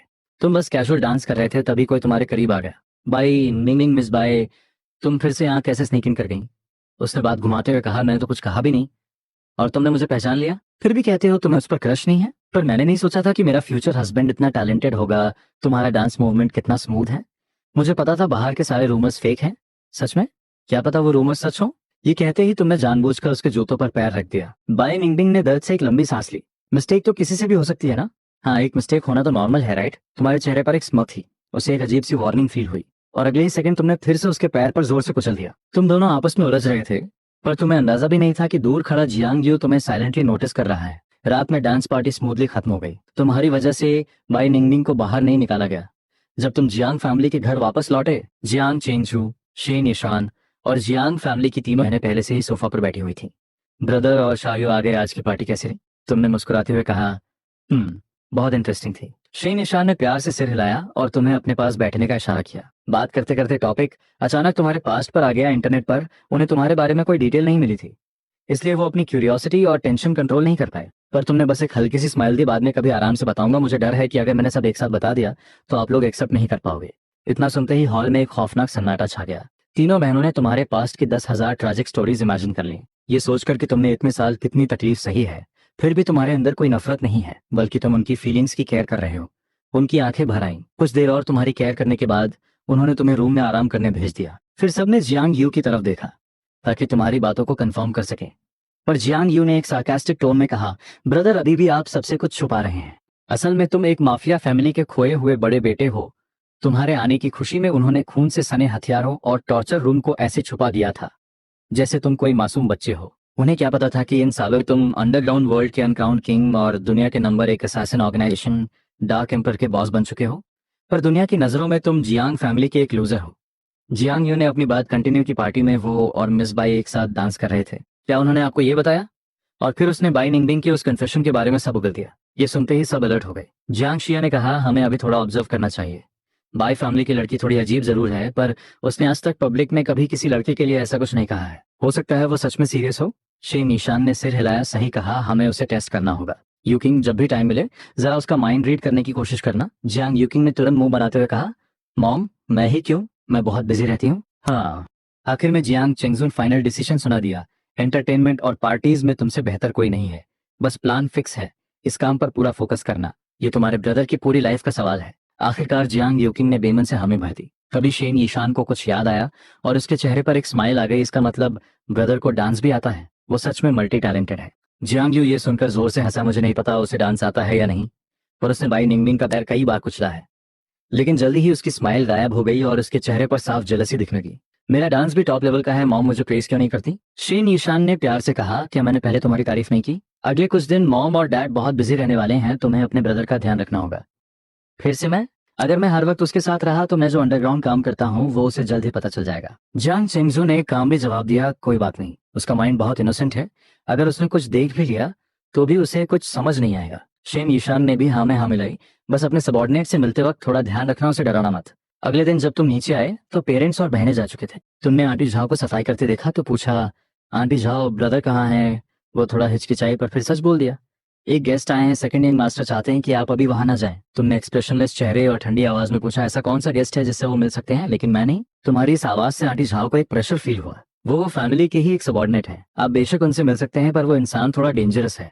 आपकी सेफ्टी के लिए तुमने बीच में ही बात काटी। अगर वो सबॉर्डिनेट है तो डरने की क्या बात है? मैं भी तो देखूं। आंटी झाओ ने रोकने की कोशिश की, पर तुम पहले ही मीटिंग रूम की तरफ बढ़ चुके थे। बड़े यंग मास्टर, वो लोग मीटिंग कर रहे हैं, आपका अंदर जाना ठीक नहीं होगा। मैं इस घर का बड़ा बेटा हूँ, अगर मैं उनकी मीटिंग ज्वाइन कर लूँ तो इसमें क्या हर्ज है? ये कहते ही तुमने मीटिंग रूम का दरवाजा जोर से खोल दिया। तुम्हें देखकर जियांग यू का चेहरा एकदम डार्क हो गया। तुम यहाँ क्या कर रहे हो? मैं भी जियांग फैमिली का हिस्सा हूँ, क्या मैं तुम लोगों को ज्वाइन नहीं कर सकता? ये कहते हुए तुम सीधे जियांग यू के पास जाकर बैठ गए। ब्रदर, क्या तुम मुझे इस गेस्ट से इंट्रोड्यूस नहीं करवाओगे? तुम्हारी बात सुनकर उस आदमी ने, ब्रदर क्या तुम मुझे इस गेस्ट से इंट्रोड्यूस नहीं करवाओगे? तुम्हारी बात सुनकर उस आदमी के चेहरे पर एक अजीब सी स्मक आ गई। आंखों में साफ डिसरिस्पेक्ट झलक रही थी। बड़े यंग मास्टर, मैं यहाँ कोई गेस्ट नहीं हूँ। उसने मन ही मन सोचा, सुना था कि ये नया बड़ा बेटा बहुत वीक है और इसे कंट्रोल करना आसान है, पर ये तो अभी से ही इतना एरोगेंट हो रहा है। खैर, जियांग यू के पावर को बैलेंस करने के लिए एक ब्लड आर का होना बहुत फायदेमंद है। तुमने फ्राउन करते हुए उसे देखा कैसे नहीं हो? तो फिर कौन हो तुम? मेरा नाम लिन जेंग्यू है। तुम्हारे मॉम डैड मुझे एल्डर लिन बुलाते हैं। ये कहते ही उसके शरीर से एक खतरनाक ब्लड थर्स्टी ऑरा निकलने लगा। वो चुपचाप बैठ गया, जैसे तुमसे रिस्पेक्ट की उम्मीद कर रहा हो। पर तुमने एकदम कैजुअली कहा, सरनेम लिन है, तो इसका मतलब तुम सच में जियांग फैमिली से नहीं हो? यह सुनकर जियांग यू अपनी हंसी नहीं रोक पाया। एडलिन ब्रदर जो दिल में आता है बोल देते हैं, आप बुरा मत मानिएगा। लिन जेंग्यू ने स्ट्रिक्ट टोन में कहा, मैं बच्चों की बातों का बुरा नहीं मानता, पर चूंकि बड़े यंग मास्टर अब लौट आए हैं तो उन्हें कुछ रूल्स सीखने चाहिए, जैसे अगली बार अंदर आने से पहले नॉक करना। तुमने उसे कैजुअल टोन में जवाब दिया, ठीक है नेक्स्ट टाइम देखेंगे। हाँ, तो तुम लोग क्या बात कर रहे थे? कंटिन्यू करो। जियांग ये थोड़ा पैनिक हो गया। ब्रदर तुम बाहर जाकर प्ले करो ना, आज हम जिस टॉपिक पर बात कर रहे हैं वो तुम्हें समझ नहीं आएगा। इससे पहले कि तुम कुछ बोलते, लिन जंगयू ने बीच में टोक दिया, शाओयू, आखिर वो जियांग फैमिली का असली खून है, उसे तुमसे ज्यादा हक है इन मैटर्स को हैंडल करने का। कहीं तुम्हें ये डर तो नहीं कि वो तुम्हारा पावर छीन लेगा? ये सुनकर जियांग यू का चेहरा एकदम कोल्ड हो गया। एल्डर लिन, आज आप कुछ ज्यादा ही बोल रहे हैं। लिन झेंग्यू ने एक फेक सांस ली। अरे अब बुढ़ा हो गया हूं ना, 2 शब्द ज्यादा बोल दूं तो लोगों को चुभने लगता है। चलो हम चलते हैं। और हाँ यंग मास्टर, आप भी हमारे साथ चलिए। जियांग यू तुरंत सामने आ गया। बिल्कुल नहीं, मॉम डैड की परमिशन के बिना ब्रदर घर से बाहर नहीं जा सकते। वो मन ही मन गुस्से में था। ये बुढ़ा मेरे भाई को साथ ले जाकर आखिर क्या गेम खेलना चाहता है। लिन जेंगियो ने तुम्हारी तरफ फेक सिंपैथी दिखाते हुए कहा, आप कोई प्रिजनर थोड़े ही हैं जो घर से बाहर भी नहीं निकल सकते। तुमने भी मुंह बनाते हुए कहा, हाँ ब्रदर, मुझे इस तरह कैद करके रखने की क्या जरूरत है। मैंने कहा ना, नहीं, ये तुम्हारी सेफ्टी के लिए है। पेरेंट्स की गैर मौजूदगी में जियांग यू बाहर के खतरों का रिस्क नहीं लेना चाहता था। तुम दोनों को बहस करते देख लिन जेंगियो बहुत खुश हो रहा था। ठीक है सेकंड यंग मास्टर, बस रिस्पॉन्सिबिलिटी लेने से डर रहे हैं। अगर बाहर कुछ हुआ तो उसकी पूरी रिस्पॉन्सिबिलिटी मेरी होगी। जियांग यू अभी भी गुस्से में था पर थोड़ा शांत हो गया। ये आपने खुद कहा है, जियांग यू ने हार मानते हुए कहा और चुपके से अंकल जो को इशारा किया कि वो कुछ आदमियों को छुपकर उनके पीछे लगा दे। घर से निकलने के बाद जैसे जैसे गाड़ी आगे बढ़ी, जियांग यू को कुछ गड़बड़ फील हुई। एल्डर लिन, ये कंपनी का रास्ता नहीं है। लिन झेंग्यू ने सिर हिलाया। अब जब बात बिगड़ी चुकी है तो कंपनी में बैठकर नेगोशिएशन करने का कोई फायदा नहीं। बेहतर होगा कि हम सीधे एक्सट्रीम मेजर्स का इस्तेमाल करें। जियांग यू ने फ्रॉन किया। ब्रदर अभी अभी वापस आए हैं, उन्हें ऐसी ब्लडी जगह पर ले जाना ठीक नहीं होगा। लिन झेंग्यू ने तुम्हारी तरफ देखा। बड़े यंग मास्टर अब जियांग फैमिली में लौट आए हैं, तो आज नहीं तो कल उन्हें ये सब देखना ही पड़ेगा। अभी से अडेप्ट कर लें तो अच्छा है। आपका क्या ख्याल है? तुमने बेपरवाही से कंधे उचकाए। श्योर, मैं भी तो देखूं कि तुम लोग मुझसे क्या छिपाने की कोशिश कर रहे हो। थोड़ी देर बाद गाड़ी एक सुनसान वेयरहाउस के सामने रुकी। वहां की बदबू से परेशान होकर जियांग यू ने अपनी नाक से कुड़ली। एल्डर लिन, ये कैसी गटर जैसी बदबू है? क्या आपका प्लान उन्हें टॉर्चर करने के बजाय इसी बदबू से मारने का है? तुम दोनों यहाँ कम आते हो इसलिए तुम्हें आदत नहीं है। जरा शिकुन को देखो, उसके चेहरे पर कोई रिएक्शन नहीं है। ये कहते हुए लिन जेंग्यू ने अपना एक्सेस कार्ड निकाला और स्कैनर स्वाइप किया। जैसे ही दरवाजे खुले, एक और भी खतरनाक सामान बाहर आई। जियांग यू तुरंत तुम्हारे सामने खड़ा हो गया। एल्डर लिन, मुझे लगता है ये काम अंकल झो पर छोड़ देना चाहिए। हमारा अंदर जाना जरूरी नहीं है। जब यहाँ तक आ ही गए हैं तो वापस जाने का क्या मतलब? क्या पता अंदर बैठे लोग कोई बड़ा सरप्राइज दे दें। आखिरकार दोनों अंदर चले गए। इंटरोगेशन रूम में इलेक्ट्रिक चेयर से बंधे 3 लोग किसी के आने की आहट पाकर अजीब सी आवाजें निकालने लगे। पता नहीं वो भीख मांग रहे थे या गालियां दे रहे थे। लिन जेंग्यू ने एक भयानक स्माइल दी। इन्होंने कंपनी के सीक्रेट लीक किए हैं। इनमें से 2 दुश्मन के स्पाइस हैं और 1 ट्रेटर। उसने गार्ड्स को इशारा किया। गार्ड्स ने तुरंत उन तीनों की आंखों से काली पट्टी खींचकर हटा दी। बीच वाले आदमी ने आंखें खोली और जैसे ही उसकी नजर तुम पर पड़ी, वो अचानक पागलों की तरह तड़पने लगा। उसकी आंखों में एक चमक आ गई। ये वही है, डार्क नेशन में ब्लैक ड्रैगन गैंग के टेरिटरी में। ये सुनकर लिन जेंग्यू ने अपनी स्मोक छुपाई और खुद को शॉक दिखाने की एक्टिंग की बकवास बनकर। तो हमारे बड़े यंग मास्टर को कैसे देख सकता है? अगर सच में कहीं देखा भी होगा तो वो कंट्री एफ होना चाहिए। डार्क नेशन कैसे हो सकता है? जियांग यू और जो शिकुन ये सुनकर बुरी तरह शॉक हो गए और तुरंत तुम आरी तरफ देखने लगे। लेकिन तुम्हारा एक्सप्रेशन एकदम नॉर्मल था, बल्कि तुम्हारे चेहरे पर एक कंफ्यूजन सा था, जैसे तुम्हें कुछ समझ ना आ रहा हो। ये देखकर उन दोनों को थोड़ी तसल्ली हुई, लेकिन वो आदमी अपनी बात पर अड़ा रहा। मैं 100% श्योर हूँ कि मैंने जो लड़का देखा था वो यही है। उस वक्त मैं ऑर्गेनाइजेशन से भाग रहा था और छुपने के लिए एक सेफ सुनसान वेयर हाउस में घुस गया। तभी मैंने देखा कि कुछ हाई लेवल ऑफिसर्स इसके साथ वेयर हाउस चेक करने आए थे। मैंने दरार से इसका असली चेहरा देखा था। आखिरकार मुझे वहां 2 दिन तक छुपना पड़ा, तब जाकर भागने का मौका मिला। लिन झेंग्यू को भी उस आदमी की बातों पर यकीन नहीं हो रहा था, पर फिर भी वो आजमाना चाहता था। बड़े यंग मास्टर, इसके इल्जाम पर आप क्या कहना चाहेंगे? पर तुम एकदम इनोसेंट और कंफ्यूज चेहरा बनाकर खड़े रहे। एक ट्रेडर की बात पर तुम भरोसा कर रहे हो? क्या पता ये जानबूझकर झूठ बोल रहा हो। ऐसे क्रिटिकल टाइम पर वो खुद को बचाने के बजाय मुझे क्यों फंसा रहा है?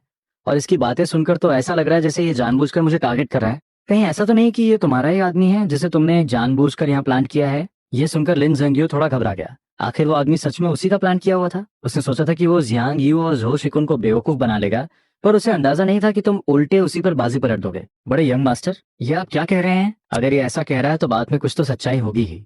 जहां तक एविडेंस की बात है, इन्वेस्टिगेशन चल रही है। मुझे यकीन है जल्द ही रिजल्ट आ जाएगा। वैसे भी इसमें छुपाने वाली कोई बात नहीं है। अगर बड़े यंग मास्टर का सच में कोई बैकग्राउंड है तो ये जियांग फैमिली के लिए एक बड़ा सपोर्ट ही तो होगा, है ना? इसमें छुपाने जैसा क्या है? पास खड़े जियांग यू ने एक सार्कास्टिक हंसी हंसी। एल्डर लिन, आपने हमें इतनी दूर बस एक ट्रेटर की बकवास सुनने के लिए बुलाया है?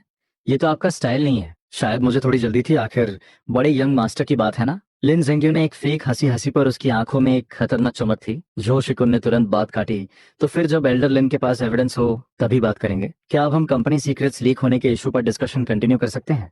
ये सुनकर लिन जेंग्यू अंदर ही अंदर कुड़ रहा था, पर वो कुछ बोल नहीं पाया।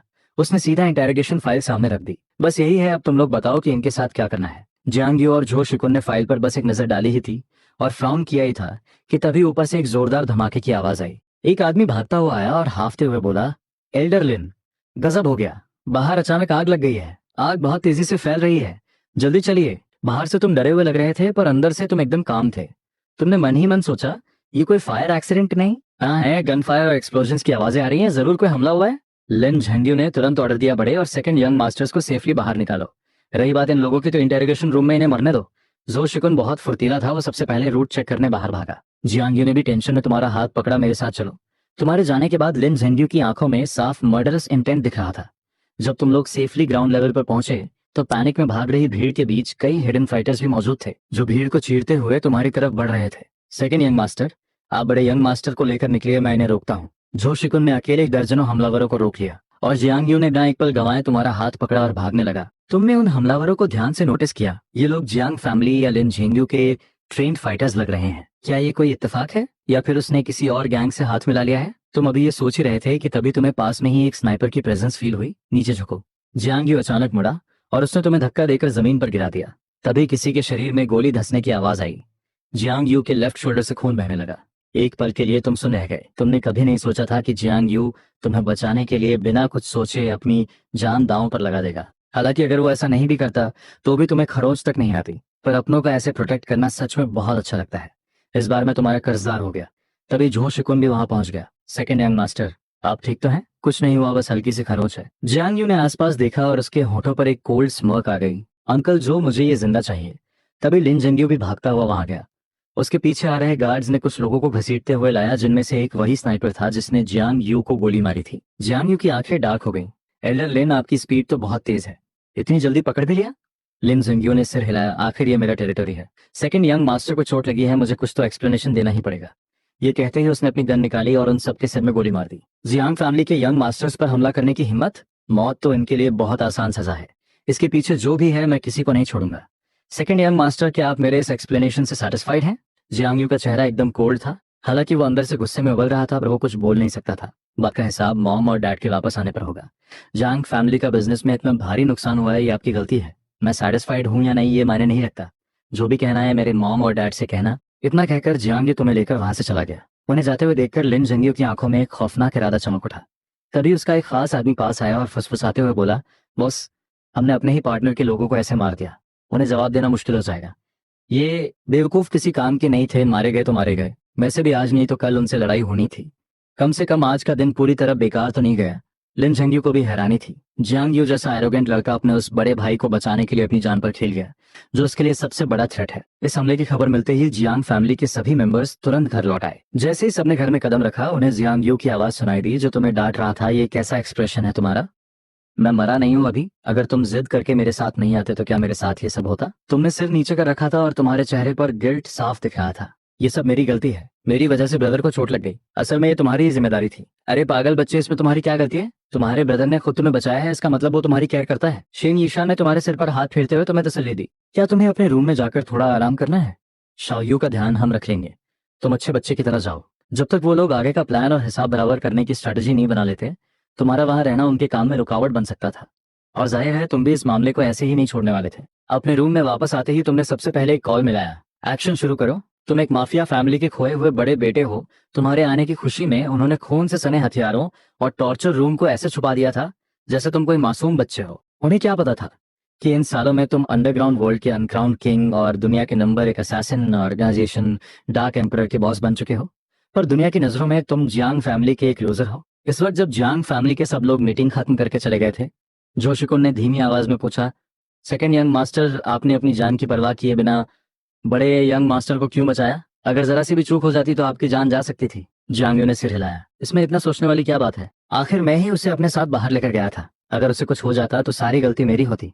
अगर किसी एक को मरना ही था तो शायद मॉम डैड भी यही चाहते कि वो मैं हूँ, और अगर सच में जरूरत पड़ी तो मैं उनके लिए अपनी जान भी दे दूंगा। उसे बहुत अच्छे से पता था कि जियांग फैमिली में रिलेशनशिप से ज्यादा फायदा मायने रखता है, पर जियांग यू को इसमें कुछ भी गलत नहीं लगता था। बल्कि यंग फैमिली ने उसे जो कुछ दिया है वो बहुत है। सिर्फ कुछ ही सालों में उसने अपना खुद का पावर और नेटवर्क बना लिया था। अगर जियांग फैमिली ने उसे अडॉप्ट न किया होता तो शायद वो आज भी किसी अंधेरी गली में सड़ रहा होता। जब वो जियांग फैमिली के असली वारिस वाली लाइफ जी रहा है तो फिर वो कंप्लेन कैसे कर सकता है? और वैसे भी जियांग फैमिली के असली बेटे को बचाने के बाद मॉम डैड उसे कभी इग्नोर नहीं करेंगे। उसे वो सब मिलेगा जो वो चाहता है। बस एक छोटी सी चोट ही तो लगी है। ये डील बहुत फायदेमंद रही। सेकंड यंग मास्टर जो शिकुन कुछ और कहना चाहता था, पर जियांग यू ने उसे बीच में ही रोक दिया। बस बहुत हुआ, अभी सबसे जरूरी ये है कि हम अपने आसपास छिपे हुए गद्दारों को कैसे खत्म करें। इसके अलावा जो शिकुन ने अपना फोन चेक किया। मैंने आज की घटना को दबाने की पूरी कोशिश की थी, पर खबर फिर भी लीक हो गई। मुझे यकीन है ये लिन झेंग्यू का ही काम है। अगले दिन सुबह सुबह बाई निंगबिंग जियांग मैंशन पहुंच गई और कहने लगी कि वो खास तौर पर जियांग यू से मिलने आई है। नींद से उठाए जाने पर जियांग यू ने चिढ़कर कहा, मुझे नहीं मिलना। वो मुझसे मिलने कब से आने लगी? पक्का दाल में कुछ काला है, उसके इरादे बिल्कुल ठीक नहीं है। 3 मिनट बाद आंटी झाओ वापस आई। Second young master Miss Bai जाने का नाम ही नहीं ले रही हैं। वो कह रही हैं कि अगर आप उनसे नहीं मिलेंगे तो वो सीधे बड़े यंग मास्टर से मिलेंगी। वो बिना मिले यहाँ से नहीं जाएंगी। जियांग यू ये सुनकर बहुत इरिटेट हो गया। ब्रदर को परेशान मत करने दो, मेरी मदद करो उठने में। मैं भी तो देखूं कि वो आखिर क्या ड्रामा करना चाहती है। कुछ देर बाद आंटी झाओ के सहारे वो धीरे धीरे सीढ़ियां उतरकर नीचे आया। बाई निंगबिंग पहले से ही वहां लेग्स क्रॉस करके आराम से बैठी उसका इंतजार कर रही थी। सेकंड यंग मास्टर आ गए। ये लीजिए, ये आपके लिए एक गिफ्ट है, खोल कर देखिए, आपको बहुत पसंद आएगा। लेकिन जियांग यू ने उसे हाथ तक नहीं लगाया। गिफ्ट मिल गया, अब तुम जा सकती हो। बाई निंगबिंग एकदम से हैरान रह गई। अरे तुम इतनी जल्दी मुझे बाहर क्यों निकाल रहे हो? मैंने तो सोचा था कि तुम्हारे घर ब्रेकफास्ट करके ही जाऊंगी। सीधे सीधे बताओ, आखिर जियांग फैमिली के घर आने का तुम्हारा असली मकसद क्या है? जियांग यू उसे शक की नजरों से देख रहा था। अगर पहले का वक्त होता तो बाई निंगबिंग उससे दूर भागती। आज खुद चलकर उसके घर क्यों आई है?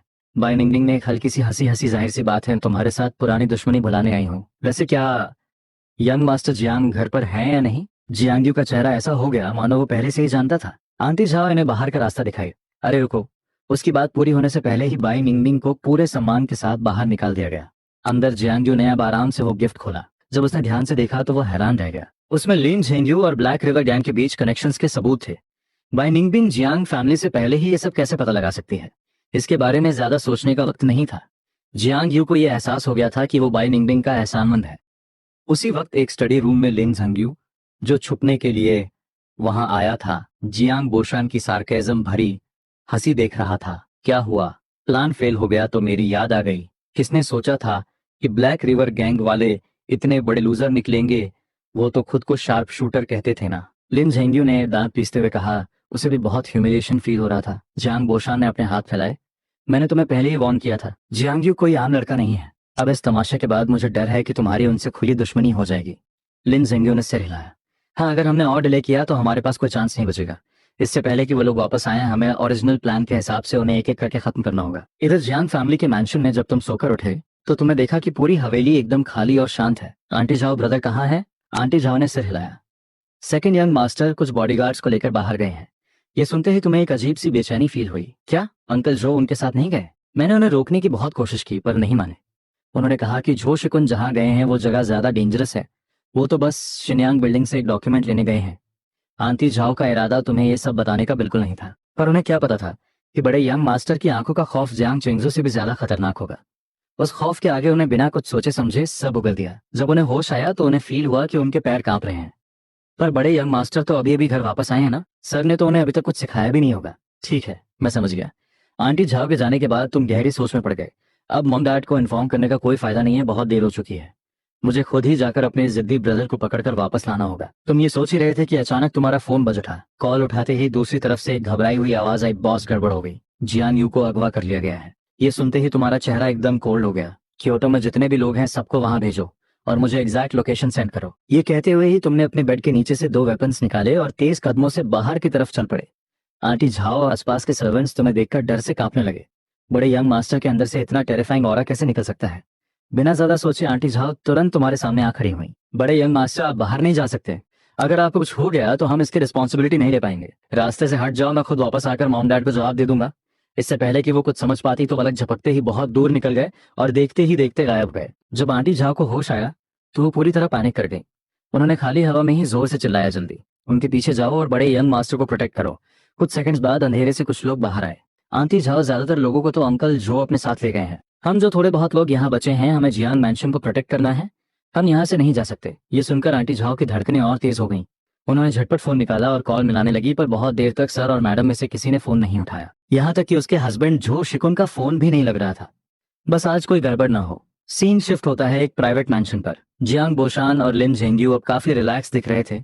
उनके चेहरों पर एक मास्टर प्लान सक्सेस होने की स्मग स्माइल थी। उनके सामने एक मैसिव स्क्रीन पर एक बहुत ही ब्लडी सीन प्ले हो रहा था। एक लड़का जिसके हाथ पैर बंधे थे और पूरा शरीर जख्मों से भरा था, वो खून के तालाब में गिरा पड़ा था। उसके बालों में मिट्टी और खून सना था, पर इतनी बुरी हालत में होने के बाद भी उसके मुंह से दर्द की एक आवाज तक नहीं निकली। जियांग यू ने दूर कोने में लगे कैमरा की तरफ देखा और उसके होठों पर एक मॉकिंग स्माइल आ गई। जियांग बोशान, मुझे पता है ये तुम्हारा ही काम है, छुप कर वार करने वाले कायरो, क्या हुआ? सिर्फ स्क्रीन के पीछे बैठकर तमाशा देखने की ही हिम्मत है? ये सुनते ही जियांग बोशान का चेहरा एकदम डार्क हो गया। इतनी जल्दी समझ गया कि मास्टरमाइंड हम हैं। लिन झेंग्यू ने गुस्से से टेबल पर मुक्का मारा। उसे पकड़ने के लिए मुझे इस बार भारी नुकसान उठाना पड़ा है। जियांग चेंजो की फैमिली को डिस्ट्रैक्ट करने के लिए मुझे जानबूझकर लूपहोल्स छोड़ने पड़े, अपनी कई प्राइवेट प्रॉपर्टीज गंवानी पड़ी ताकि जियांग फैमिली को एक एक करके खत्म कर सकूं। पर मुझे नहीं लगा था कि प्लान इतनी जल्दी एक्सपोज हो जाएगा। जियांग बोशन की आंखों में कोल्डनेस थी। अब जो हो गया सो हो गया। अजियोर ड्रैगन गैंग वालों को कहो कि इसे अच्छे से इंटरोगेट करें, क्या पता इसके मुंह से कुछ काम का निकल आए। पर लिन झेंग्यू इस काम को जल्दी खत्म करना चाहता था। इस लड़के की हड्डियां बहुत मजबूत है, मेरी मानो तो इसे सीधा टपका दो। फालतू का रिस्क लेने से कोई फायदा नहीं। जियांग बोशान थोड़ी देर चुप रहा, फिर मना कर दिया। नहीं, उसके पास अभी भी हमारी ब्लैक बुक्स हैं, हम उसे इतनी आसानी से नहीं मार सकते। जियांग फैमिली को वापस लौटने में कम से कम 2-3 घंटे लगेंगे। तब तक इसके मुंह से सच उगलवाने के लिए कुछ और एक्सट्रीम मेथड्स यूज करो। स्क्रीन पर देखते हुए जियांग बोशान ने रिमोट उठाया और एक बटन प्रेस किया। सुनो मेरे प्यारे सेकंड ग्रैंडसन, जब झुकने का वक्त हो तो झुक जाना चाहिए। तुम ज्यादा देर तक टिक नहीं पाओगे। वैसे तुम्हारी मौत का सबसे बड़ा फायदा तो तुम्हारे ब्रदर को ही होगा। सोचो, अगर उसे पता चला कि तुम्हें रास्ते से मैंने हटाया है तो क्या वो खुशी से मेरे पैरों में नहीं गिर जाएगा? अपने ब्रदर का जिक्र सुनते ही जियांग यू की आंखों में हल्का सा बदलाव आया। ये देखकर जियांग बोशान ने मौके का फायदा उठाया। तुम्हें समझना चाहिए कि आखिरकार तुम एक आउटसाइडर हो और फिर भी तुम फैमिली दूसरी चीजों पर कंट्रोल चाहते हो। जियांग चेंजो और उसकी पत्नी अपने सगे बेटे को सब कुछ सिखाएंगे और फिर धीरे माइनस धीरे वो तुम्हारी जगह ले लेगा। तब तुम्हारे पास कोई वैल्यू नहीं बचेगी और तुम्हें कचरे की तरह बाहर फेंक दिया जाएगा। समझ में आया? अब अपनी करंट सिचुएशन के बारे में सोचो। हमारे साथ कोऑपरेट करने में क्या बुराई है? हम जियांग ग्रुप को आधा आधा बांट लेंगे, फिर तुम्हें किसी के टुकड़ों पर पलने की जरूरत नहीं पड़ेगी। पर अगर तुम जिद पर अड़े रहे तो आखिर में सिर्फ तुम्हारी ही जान जाएगी। जरा शांति से सोचो, क्या जियांग फैमिली सच में इस लायक है कि तुम उनके लिए अपनी जान दे दो? इन बातों ने मानो जियांग यू पर असर कर दिया। क्या तुम सच में मेरे साथ जियांग ग्रुप को शेयर करने के लिए तैयार हो? अपना काम निकलवाने के बाद मुझे मार तो नहीं दोगे? बिल्कुल नहीं। ग्रुप के कई बड़े प्रोजेक्ट्स तुम्हारी वजह से ही तो मिले हैं। तुम्हारे बिना अगर हमने जियांग ग्रुप पर कब्जा कर भी लिया तो भी हम ज्यादा दूर तक नहीं जा पाएंगे। साथ मिलकर काम करना हम सबके लिए एक विन विन सिचुएशन है ना? ठीक है, अगर तुम मुझे जिंदा छोड़ दो तो हम बाकी बातों पर डील कर सकते हैं। उसे आखिरकार हार मानते देख लिन झेंग्यू मन ही मन खुश हो गया। पर जियांग बोशान को बेवकूफ बनाना इतना आसान नहीं था। तो फिर पहले अपनी लॉयल्टी साबित करो, देखें तो तुम्हारी जान की क्या कीमत है। जियांग यू ने कोल्ड स्मोक दी। अगर मैंने सब कुछ उगल दिया तो मेरी वैल्यू खत्म हो जाएगी और मैं और भी जल्दी मारा जाऊंगा। पहले मुझे यहाँ से किसी और जगह शिफ्ट करो, मेरे जख्मों का ट्रीटमेंट करवाओ। बाकी बातों पर हम बाद में डिस्कशन कर सकते हैं। बेशरम कहीं का। अब जियांग बोशान का पेशेंस खत्म हुआ था। अभी भी टाइम वेस्ट करने की कोशिश कर रहा है? अजियोर ड्रैगन गैंग में एक्शन लो, इसे जरा सबक सिखाओ। स्क्रीन पर गैंग के नेता ब्रदर लॉन्ग के होठों पर एक खूंखार स्मक आ गई। जाओ इसके हाथ पैरों की नसें काट दो। इतना सुनते ही अजियोर ड्रैगन गैंग के गुंडे अपने खूंखार चेहरों के साथ जियांग यू की तरफ बढ़ने लगे। उन लोगों को पास आते देख जियांग यू के अंदर एक डर बैठ गया था। कोई बात नहीं, बस थोड़ी देर और बर्दाश्त करना है। अंकल जो, मॉम, डैड और बहनें जैसे ही देखेंगे कि मैं मिसिंग हूँ वो लोग जरूर मुझे ढूंढते हुए आएंगे। मुझे बस उनके आने तक सरवाइव करना है। खुद को ये झूठी तसल्ली देने के बावजूद जियांग यू के दिल में एक गहरी डिस्पेयर छा रही थी। वो स्ट्रगल करना चाहता था पर उसके शरीर में अब बिल्कुल भी एनर्जी नहीं बची थी। स्क्रीन के बाहर जियांग बोशान और लिन झेंग्यू ने शैंपेन की एक बोतल खोल ली थी। वो बड़े आराम से बैठकर जियांग यू का टॉर्चर देखने के लिए तय यार थे, मानो किसी परफेक्ट आर्ट पीस को एडमायर कर रहे हो। लेकिन तभी स्क्रीन अचानक से ब्लैक हो गई। दो झटके से खड़े हुए और अजियोर ड्रैगन गैंग को कांटेक्ट करने की कोशिश की पर कनेक्शन फेल हो गया। लिन झेंग्यू को तुरंत खतरे का एहसास हुआ और उसने अपने मेन को चिल्लाकर ऑर्डर दिया, जल्दी किसी को भेजकर पता करो कि वहां आखिर चल क्या रहा है। दूसरी तरफ वेयरहाउस के अंदर अजियोर ड्रैगन गैंग को भी कुछ गड़बड़ फील होने लगी थी। बॉस, कनेक्शन टूट गया है। नेता लॉन्ग ने लापरवाही से हाथ हिलाया, छोड़ो उसे, शायद उनके एंड पर कोई इमरजेंसी आ गई होगी। तुम लोग अपना काम खत्म करो। पर ठीक उसी वक्त मेन एंट्रेंस पर एक जोरदार एक्सप्लोजन हुआ। उस खौफनाक धमाके की आवाज से अंदर मौजूद हर इंसान का दिल दहल गया। लॉन्ग ने अपनी सिगरेट फेंकी और जमीन पर पैर पटकते हुए कहा, जाकर चेक करो कि क्या हुआ। उसके ऑर्डर पर कुछ गुंडे हथियारों के साथ तेजी से बाहर भाग गए, पर काफी देर गुजर जाने के बाद भी कोई वापस रिपोर्ट करने नहीं आया। लॉन्ग के माथे पर पसीना आ गया। उसे एक बहुत बुरे खतरे की फीलिंग आने लगी। छोड़ो उन्हें, जियांग यू को उठाओ और यहाँ से निकलो। अब ये जगह सेफ नहीं है। उसके मुंह से ये अल्फाज निकले ही थे कि बाहर लगातार एक्सप्लोजन्स होने लगे। लॉन्ग को साफ सुनाई दे रहा था कि बाहर उसके आदमी दर्द से चीख रहे हैं। अब उसके दिल में खौफ घर करने लगा था। इतनी हिम्मत किसकी है जो क्योटो के बीचों बीच लगातार ऐसे एक्सप्लोजन्स कर रहा है। तभी बाहर से बच निकला एक घायल गुंडा भागता हुआ अंदर आया। बॉस, बाहर बहुत सारे लोग आ गए हैं। उन्होंने सारे एस्केप रूट्स ब्लॉक कर दिए हैं, हम बाहर नहीं जा सकते। बाहर के हमारे सारे आदमी मारे जा चुके हैं। अजियोर ड्रैगन गैंग का नेता लॉन्ग, जो खुद इतना रूथलेस था, वो भी ये सुनकर दहशत से भर गया और उसने एक लंबी सांस ली। तुमने देखा वो किस गैंग के लोग हैं? उस गुंडे ने डर से थूक गटकते हुए कहा। वो लोकल फोर्सेस नहीं लग रहे, वो इंटरनेशनल असैसिन्स जैसे लग रहे हैं। उनके अटैक्स बहुत खतरनाक हैं, हमारे लोग उनका एक अटैक भी नहीं झेल पा रहे। इंटरनेशनल वर्ड सुनते ही लॉन्ग की धड़कनें और तेज हो गईं। उसने तो कभी किसी इंटरनेशनल पावर से पंगा नहीं लिया था, फिर वो लोग सीधा अज्योर ड्रैगन गैंग पर अटैक क्यों कर रहे हैं? वो अभी ये सब सोच ही रहा था कि तभी छोटे से रूम का दरवाजा किसी ने जोर से लात मारकर खोल दिया। तुम एक माफिया फैमिली के खोए हुए बड़े बेटे हो, पर दुनिया की नजरों में तुम जियांग फैमिली के एक लूजर हो। इस वक्त जब लॉन्ग दहशत में था, रूम का दरवाजा अचानक टूटकर खुला और सामने काली बंदूकों की एक लंबी कतार थी, जिनके निशाने बिल्कुल सीधे उन पर तने हुए थे। उनके पीछे यूनिफॉर्म में कॉम्बैटेंट्स पूरे कॉन्फिडेंस के साथ अंदर आ रहे थे। उन्होंने पूरे एज्योर ड्रैगन गैंग को चारों तरफ से घेर लिया। उनके अंदर से निकलने वाली खौफनाक किलिंग इंटेंट को महसूस करके लॉन्ग और उसके आदमी पूरी तरह पैनिक हो गए। कौन हो तुम लोग? मेरे बाहर खड़े सैकड़ों आदमी कहाँ गए? इससे पहले कि नेता ब्लू बालों वाला लड़का यू चेन कुछ बोलता, लॉन्ग के स्ट्रैटेजिस्ट ने उसके कान में धीरे से कहा, बॉस, हमें कोई रिस्क नहीं लेना चाहिए। हम उनका मुकाबला नहीं कर सकते। और जरा उनकी यूनिफॉर्म्स और लोगो देखिए, ये दुनिया के number 1 assassin organisation Dark Emperor का ऑफिशियल मार्क है। ये सुनते ही लॉन्ग की सांसें अटक गईं और उसके पैर डर से कांपने लगे। क्या? Dark emperor? किस बेवकूफ ने उनसे पंगा लेकर उन्हें यहाँ बुला लिया? तभी यूचेन ने फ्राउन किया। तुम लोग वहाँ खड़े खड़े क्या फुसफुसा रहे हो? तुम्हारी हिम्मत कैसे हुई मुझे इग्नोर करने की? ये कहते ही उसने अपना हाथ उठाया और सीधे स्ट्रैटेजिस्ट के माथे पर गोली मार दी।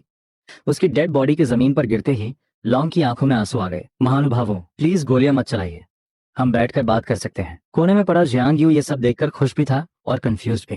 क्योटो में इतने खतरनाक लोग कब से छुपे हुए हैं और जियांग फैमिली को इसकी खबर तक नहीं लगी? पर अभी ये सब सोचने का वक्त नहीं था। क्रॉस फायर से बचने के लिए जियांग यू खुद को दीवार के कोने में और सिकोड़ कर बैठ गया। वो मन ही मन प्रे कर रहा था कि मॉम डैड अभी उसे बचाने ना आए, वरना अगर वो इन खतरनाक लोगों के सामने आ गए तो वो उन्हें भी नहीं छोड़ेंगे। यू चेन ने जमीन पर पड़ी लाश की तरफ इशारा किया। अगर अब किसी ने भी एक फालतू वर्ड बोला तो उसका भी यही हाल होगा। लॉन्ग ने किसी तरह हिम्मत जुटाकर पूछा, तुम लोग कौन हो और यहाँ क्या चाहते हो? सिर्फ डराने के लिए तो नहीं आए होगे? यू चेन ने अपनी गन से खेलते हुए कहा, इतनी जल्दी क्या है? जब बॉस यहाँ आएंगे तो तुम्हें सब पता चल जाएगा।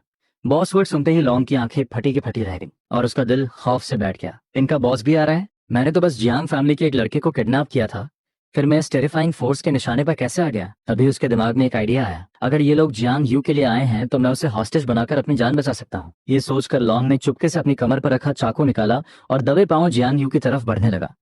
और जैसे ही उसने पहला कदम बढ़ाया, दरवाजे से एक गोली तेजी से आई और सीधे उसके हाथ पर लगी। चाकू झटके से नीचे गिर गया। लॉन्ग दर्द से चीखते हुए दरवाजे की तरफ पलटा। वहां एक डार्क ब्लैक कोट पहने एक आदमी तेजी से अंदर आ रहा था।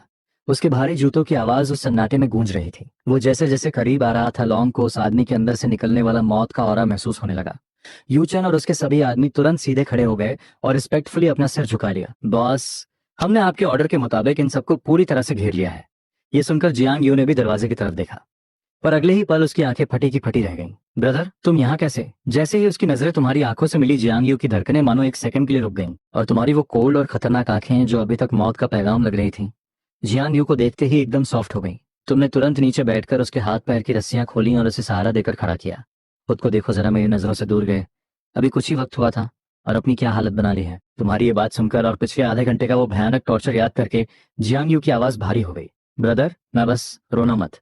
तभी ब्लू बालों वाले लड़के यू चेन ने पास से एक कुर्सी खींची और उस पर अपनी जैकेट बिछा दी। तुमने हल्का सा नॉट किया और जियांग यू को आराम से उस कुर्सी पर बैठा दिया। अपने आंसू अंदर रखो, तुम्हारा बदला अब मैं लूंगा। डार्क एम्परर के सारे फाइटर्स खामोशी से तुम्हारे पीछे आकर खड़े हो गए। ये नजारा देखकर लॉन्ग की आंखों में सिर्फ डिस्पेयर भर गया। जियांग फैमिली का बड़ा young master Dark Emperor organisation का हिस्सा है और इसकी पोजीशन भी कोई छोटी नहीं लग रही। उस कमीने लिंग झेंग्यू की वजह से मैं बर्बाद हो गया। अगर मुझे जरा सा भी हिंट होता कि जियांग फैमिली का कनेक्शन डार्क एम्परर से है तो मैं 100 बार मरने के बाद भी जियांग यू को हाथ लगाने की जरूरत नहीं करता। तुमने लॉन्ग को ऊपर से नीचे तक घूरते हुए देखा और सीधा उसकी टांग पर एक गोली मार दी। लोग कहते हैं कि कोई बाहर का राजा लोकल गुंडों को नहीं दबा सकता, पर आज मैं तुम्हें कुचल कर दिखाऊंगा। लॉन्ग दर्द से ऐसे चीखा जैसे उसकी रूह कांप गई हो। उसके आदमियों ने आगे बढ़कर उसे बचाने की कोशिश की, पर जैसे ही उन्होंने एक कदम बढ़ाया, दर्जनों बंदूकों ने उनके माथे पर निशाना साध लिया। कोई अपनी जगह से हिलने की हिम्मत नहीं कर पाया। ये देखकर लॉन्ग तुम्हारे पैरों में गिरकर गिड़गिड़ाने लगा। बॉस, मुझे माफ कर दो, आपको जो चाहिए मैं दूंगा, उस मेरी जान बख्श दो, तुम्हें माफ कर दो। तुमने अपनी ठंडी आंखों से उसे घूरा। फिर मेरे ब्रदर के साथ जो हुआ उसका क्या? ये सुनते ही लॉन्ग की सारी उम्मीदें टूट गईं। यंग मास्टर जियांग ये सब लिन झेंग्यू और उस बुढ़े जियांग बोशान ने करवाया है। मैंने तो बस पैसों के लिए काम किया था। क्या हम कोई डील? इससे पहले कि वो अपनी बात पूरी करता तुमने उसे जोरदार लात मारकर जमीन पर गिरा दिया। तुम्हारी आंखों में एक खौफनाक दरिंदगी थी। तुम्हारी औकात नहीं है मुझसे कोई कंडीशन डिस्कस करने की, और जो लोग मरने वाले हैं उनके बारे में तुम्हें टेंशन लेने की जरूरत नहीं है। ये कहकर तुमने जियांग यू की तरफ देखा। ब्रदर, तुम इसे कैसे सजा देना चाहते हो? जियांग की आंखों में बेइंतहा नफरत थी। उसने अपने हाथ पर लगे कोड़ों के निशान दिखाए, उसका इशारा बिल्कुल साफ था। तुम बस नोट करने ही वाले थे कि जियांग यू अचानक से चीखा। ब्रदर बच के जमीन पर पड़ा लॉन्ग मौत के डर से आखिरी कोशिश कर रहा था, और वो झटके से जमीन से उठा और अपना चाकू सीधा तुम्हारी गर्दन पर रखने की कोशिश करने लगा। पर तुमने पलक भी नहीं झपकाई, बिना मुड़े ही तुमने उसका हमला करने वाला हाथ मजबूती से पकड़ लिया और उसे जोर से मरोड़ दिया।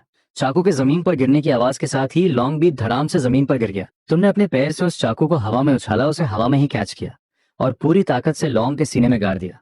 पास बैठा जियांग यू ये सब देखकर हैरान रह गया था। क्या ये वही शांत और इनोसेंट सा ब्रदर है? अब तुम कोड़ा ढूंढने में अपना टाइम वेस्ट नहीं करना चाहते थे। तुमने सीने से वो चाकू निकाला और लॉन्ग के हाथों पर एक के बाद एक कई कट्स लगाने शुरू कर दिए। तुम्हारे वार इतने पावरफुल थे मानो तुम उसकी हड्डियां तक चीर देना चाहते हो।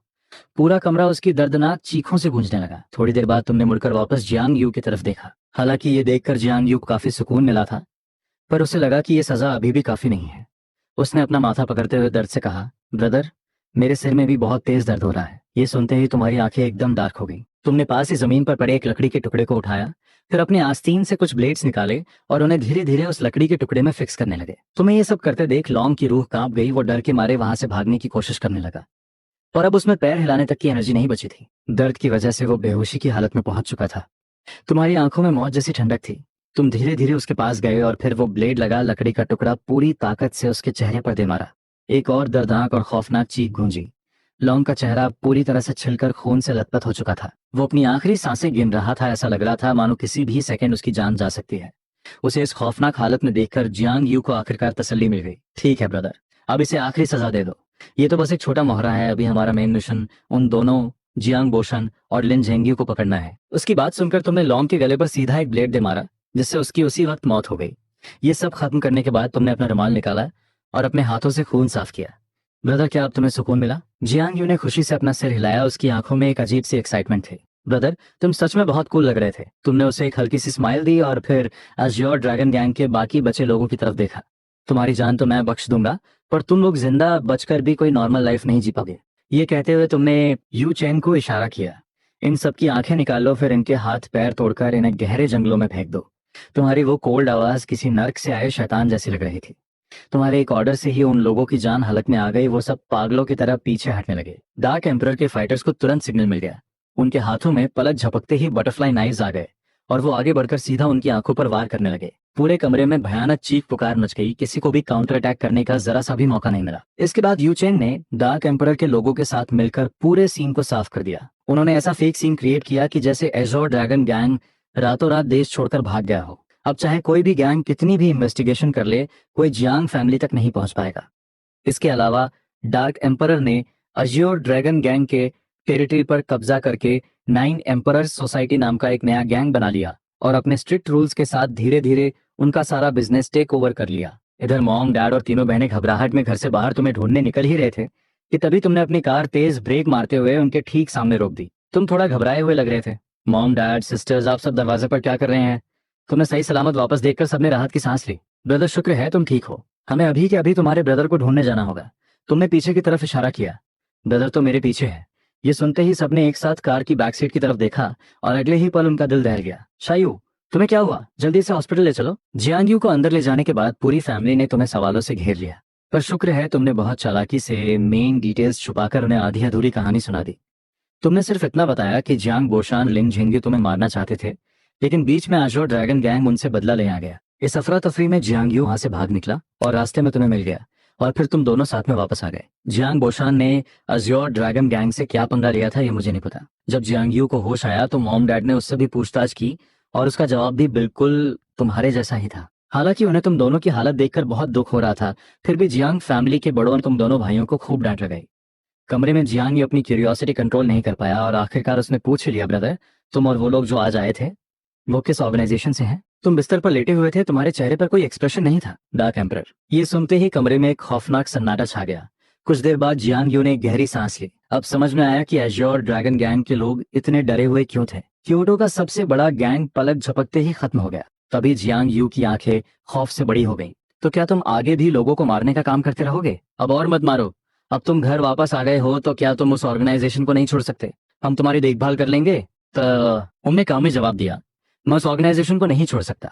अगर मैंने छोड़ा तो पूरा ऑर्गेनाइजेशन ही खत्म हो जाएगा। जियांग यू बिस्तर से झटके से उठ बैठा। क्या कहीं तुम्हारे बॉस ने तुम्हें कोई ऐसा जहर तो नहीं दिया है जिसका एंटीडोट तुम्हें हर महीने खाना पड़ता है? ज्यादा दिमाग मत लगाओ। तुमने बेबसी से एक सांस ली और टॉपिक चेंज करते हुए पूछा, तो उन दोनों मास्टरमाइंड्स का क्या प्लान है? क्या तुम्हें मेरी मदद चाहिए? अगर मैं चाहूँ तो उन दोनों बुड्ढों को इसी वक्त दुनिया से गायब कर सकता हूँ। मुझे बस इस बात की फिक्र है कि मॉम और डैड फैमिली टाइज और बिजनेस की वजह से कहीं उन्हें माफ न कर दें। आखिर वो दोनों जांग फैमिली के सबसे पुराने मेंबर्स हैं। उन्हें अचानक से मार देना फैमिली के लिए प्रॉब्लम क्रिएट कर सकता है। मेरे दुश्मनों से मैं खुद निपटूंगा। मुझे उनकी वीकनेसेस मिल गई हैं, उनका खात्मा तो तय है। ठीक है, तुमने मन ही मन सोचा कि तुम जियांग यू और फैमिली को चांस दोगे। अगर वो लोग फेल हो गए तो फिर तुम तो हो ही। अगले दिन ब्रेकफास्ट की टेबल पर शेन ईशान ने अचानक तुमसे पूछा, ब्रदर क्या तुम्हें लगेगा कि मॉम डैड बहुत खतरनाक और रूथलेस हैं? अभी कुछ देर पहले ही बातों बातों में उन्होंने कई बार जियांग बोशान को जान से मारने का जिक्र किया था। उनके चेहरे पर गुस्सा साफ दिख रहा था। उन्हें डर था कि कहीं उनकी इन बातों से तुम्हारे दिल में उनके लिए कोई डर या दूरी ना पैदा हो जाए। पर तुमने मुस्कुराते हुए अपना सिर हिलाया। बिल्कुल नहीं, मुझे पता है आप लोग मेरे कितनी मेहनत कर रहे हैं। मॉम डैड और तीनों बहनें हर वक्त इतने बिजी रहते हैं। मुझे तो अफसोस है कि मैं आप लोगों के साथ ज्यादा टाइम स्पेंड नहीं कर पाता। ये सुनकर पूरी जियांग फैमिली का दिल भर आया। हमने पिछले जन्म में ऐसा क्या पुण्य किया था जो हमें इतना प्यारा और समझदार बेटा मिला? उन्हें आगे की स्ट्रैटेजी डिस्कस करनी थी, इसलिए ब्रेकफास्ट खत्म होते ही तुम टेबल से उठकर चले गए। तुम जैसे ही गार्डन में पहुंचे तुम्हें अपने एक सबॉर्डिनेट का मैसेज मिला, बॉस वो दोनों रातों रात देश छोड़कर भाग गए हैं। वो एजेंट जो ग्रुप के पास गए हैं। तुमने अपनी एक आईब्रो उठाई। इतनी जल्दी भाग गए? मुझे लगा था कि वो लोग इतना बड़ा ड्रामा करने के बाद ऑफिशियल तौर पर जियांग फैमिली से वॉर डिक्लेयर करेंगे, पर वो तो दुम दबाकर भाग गए। तभी जो शुकुन तुम्हारे पास आया उसका चेहरा गिल्ट से भरा था। बड़े यंग मास्टर में तुमने सिर उठाकर उसे अपनी ठंडी आंखों से घूरा। जब मेरे ब्रदर पर हमला हुआ तब तुम कहाँ थे? तुम्हारी इस कोल्ड और इंटेरोगेटिंग आवाज से जो शुकुन का दिल कांप गया। सुबह मिस बाय आई थी और उन्होंने लिन झेंगयू के खिलाफ कुछ सबूत दिए थे। उन्होंने कहा कि ये उस दिन के हमले का सबूत है, इसलिए सेकंड यंग मास्टर ने मुझे उस काम से भेज दिया था। मैंने कुछ लोगों को पकड़ा है और उनसे पूछताछ कर रहा हूँ। ये सुनते ही तुम्हारे दिमाग में घंटे बजी। तो ये उसी का काम था। तुम अभी सोच ही रहे थे कि आंटी झाओ वहां आ गई। बड़े यंग मास्टर मिस बाई आपसे मिलने आई हैं। वो कह रही हैं कि उन्होंने सेकंड यंग मास्टर की चोट के बारे में सुना है। आप क्या कहते हैं? तुमने अपनी आंखें नीची कर ली। एजोर ड्रैगन गैंग का मामला कल ही खत्म हो गया है, यहाँ तक कि जियांग बोशान और लिन झंग्यू को भी कुछ पता नहीं चला। तो फिर बाई निंगबिंग को ये सब कैसे पता चला? और उसे आखिर कितना पता है? क्या वो मेरी असलियत तक पहुंच गई है? ये सोचते ही तुम्हारी आंखों में एक खतरनाक चमक आ गई। चलो देखते हैं वो क्या चाहती है। कुछ देर बाद लिविंग रूम में तुम्हें देखते ही बाई निंगबिंग के चेहरे पर एक बड़ी सी स्माइल आ गई, जो साफ बता रही थी कि वो तुम्हें देखकर कितनी खुश है। Brother Jiang, long time no see. Long time no see. तुम्हारे चेहरे पर कोई एक्सप्रेशन नहीं था। आज मिस बाई यहाँ कैसे? बाई निंगबिंग ने थोड़ा मुंह बनाया और हल्की सी नाराजगी दिखाई। मैं तो बस ये सुनने के बाद आई हूँ कि सेकंड यंग मास्टर किससे सुना। उसकी बात पूरी होने से पहले ही तुमने बीच में टोक दिया। बाई निंगबिंग हड़बड़ा गई और अपनी जीभ काटते काटते बची। ये बड़ा यंग मास्टर सीधी बात क्यों नहीं करता? शुरुआत में ही इतने डायरेक्ट सवाल। उसे फंसा हुआ देखकर तुमने एक और सवाल दाग दिया। चलो मैं अपना सवाल बदल देता हूँ। तुमने जो गिफ्ट मेरे ब्रदर को दिया था वो तुम्हें कहाँ से मिला? मैं इतने सालों से क्योटो में हूँ, मेरे कुछ कॉन्टैक्ट्स होना तो नॉर्मल सी बात है ना। ठीक है, तो फिर आज तुम यहाँ क्या करने आई हो? मैं तो बस हालचाल पूछने और माफी मांगने आई हूँ। बाय निंगबिंग की आवाज में बहुत सिंसेरिटी थी। तुम समझ गए कि वो क्या कहना चाहती है। तुमने उसे ज्यादा परेशान नहीं किया। मेरे ब्रदर को काफी चोट लगी है, वो अभी किसी से मिल नहीं सकता। तुमने अपना गिफ्ट दे दिया है, अब तुम जा सकती हो। बाय निंगबिंग को यकीन नहीं हो रहा था कि तुम इतने कोल्ड हो सकते हो। जान ब्रदर, मैं इतनी मुश्किल से यहाँ आई हूँ, कम से कम मुझे एक कप चाय तो पीने दो। उसके इतना कहते ही जो शिकुन ने तुरंत उसके सामने चाय का एक कप रख दिया। मिस बाय, चाय पीजिए, अभी गर्म है। हाँ हाँ हाँ। बाय निंगबिंग अचानक हंसने लगी। वो जो हमारी शादी की बात चल रही थी उस बारे में तुम्हारा क्या ख्याल है? तुमने ऐसा फेस बनाया जैसे तुम्हें अचानक कुछ याद आ गया हो। ओह, तुम उस बारे में बात कर रही हो? जब मेरे मॉम डैड फ्री होंगे तो वो तुम्हारी फैमिली से मिलकर सगाई तोड़ने की बात करेंगे। सगाई तोड़ने की बात सुनते ही बाई निंगबिंग के मुंह से चाय छलकते छलकते बची। क्या क्या तुम मुझसे प्यार नहीं करते? तुमने अपना सिर हिलाया। मैंने सुना है कि मिस बाई शादी से बचने के लिए कई सालों से विदेश में रह रही थी और घर नहीं लौट रही थी। अंकल बाई भी इस बात से बहुत परेशान थे। तुम्हारी फैमिली में कोई झगड़ा ना हो, इसलिए हमारी फैमिली ने मिलकर डिसाइड किया है कि हम ये सगाई तोड़ देंगे। बाई निंगबिंग अचानक घबरा गई, पर वो कुछ बोल नहीं पाई। आखिर सच तो यही था। तुम्हारे होठों पर एक स्माइल आ गई। मिस बाई, तुम तो ये सुनकर बहुत खुश हो गई होगी ना? फिक्र मत करो, जैसे ही मॉम डैड वापस आएंगे मैं उन्हें याद दिला दूंगा। बड़े यंग मास्टर, अनर्थ हो गया। सेकंड यंग मास्टर न जाने क्यों अचानक बहुत गुस्से में है। आप जल्दी ऊपर चलिए। अचानक हुई इस डिस्टर्बेंस की वजह से बाई निंगबिंग के गले में जैसे अल्फाज अटक कर रह गए। वो बस तुम्हें सीढ़ियां चढ़कर ऊपर जाते हुए देखती रही। और इस तरह बाई निंगबिंग के वो एक बार फिर पूरे सम्मान के साथ घर से बाहर निकाल दिया गया। पर इस बार वो सच में डर गई थी। नहीं, मुझे अपने डैड को यहाँ भेजकर ये शादी पक्की करवानी ही पड़ेगी। बेडरूम के अंदर दरवाजा खोलते ही तुमने देखा कि जियांग यू तुम्हें बहुत शिकायत भरी नजरों से देख रहा है। ब्रदर, वो लड़की बहुत चालाक है, तुम उसकी बातों में मत आना। ये सुनकर तुम्हें सच में बहुत अजीब लगा। तुमने तो सोचा था कि बाई निंगबिंग ने जियांग यू को जो इन्फॉर्मेशन दी थी उसके बाद वो उसके बारे में अपनी राय बदल लेगा। और ये दिन रात को जांग वैनरू और तुम शे फैमिली के दरवाजे पर पहुंचे और लोगों ने पूरे रिस्पेक्ट के साथ तुम्हें अंदर लिया। ओल्ड मैडम शे अपनी कुर्सी पर बैठी थी। मुस्कुराते हुए तुम दोनों को हाथ हिलाकर बुलाया, जांग फैमिली के बच्चे आ गए, थोड़ा पास आओ ताकि ये बूढ़ी आंखें तुम्हें अच्छे से देख सके। नमस्ते ग्रैंड मा शे। तुमने भी उन्हें पूरे रिस्पेक्ट से ग्रीट किया। ये सुनकर ओल्ड मैडम शे बहुत खुश हुई। तो तुम ही जांग ये होना, मेरे पास आकर बैठो। वो मन ही मन अफसोस कर रही थी कि जांग फैमिली और बाय फैमिली का आपस में मैरिज कॉन्ट्रैक्ट है, पर अब जांग फैमिली में 2 यंग मास्टर्स हैं। देखते हैं मेरी पोतियों की किस्मत में कोई है या नहीं। जांग ये टाइम मिले तो शे फैमिली आते रहना, मुझ बूढ़ी से थोड़ी बातचीत कर लेना। कोई भी ट्रबल हो तो मैं तुम्हारे लिए खड़ी हूँ। जी ग्रैंड मा शे। तुमने बस हामी भरी और फिर शे फैमिली के बाकी एल्डर्स से भी मिले। बैंक्वेट के मेन हॉल में तुम और जांग वानरू जैसे ही अंदर घुसे वहां काफी शोर शराबा सुनाई दिया, खासकर कुछ आवाजें बहुत तेज थीं।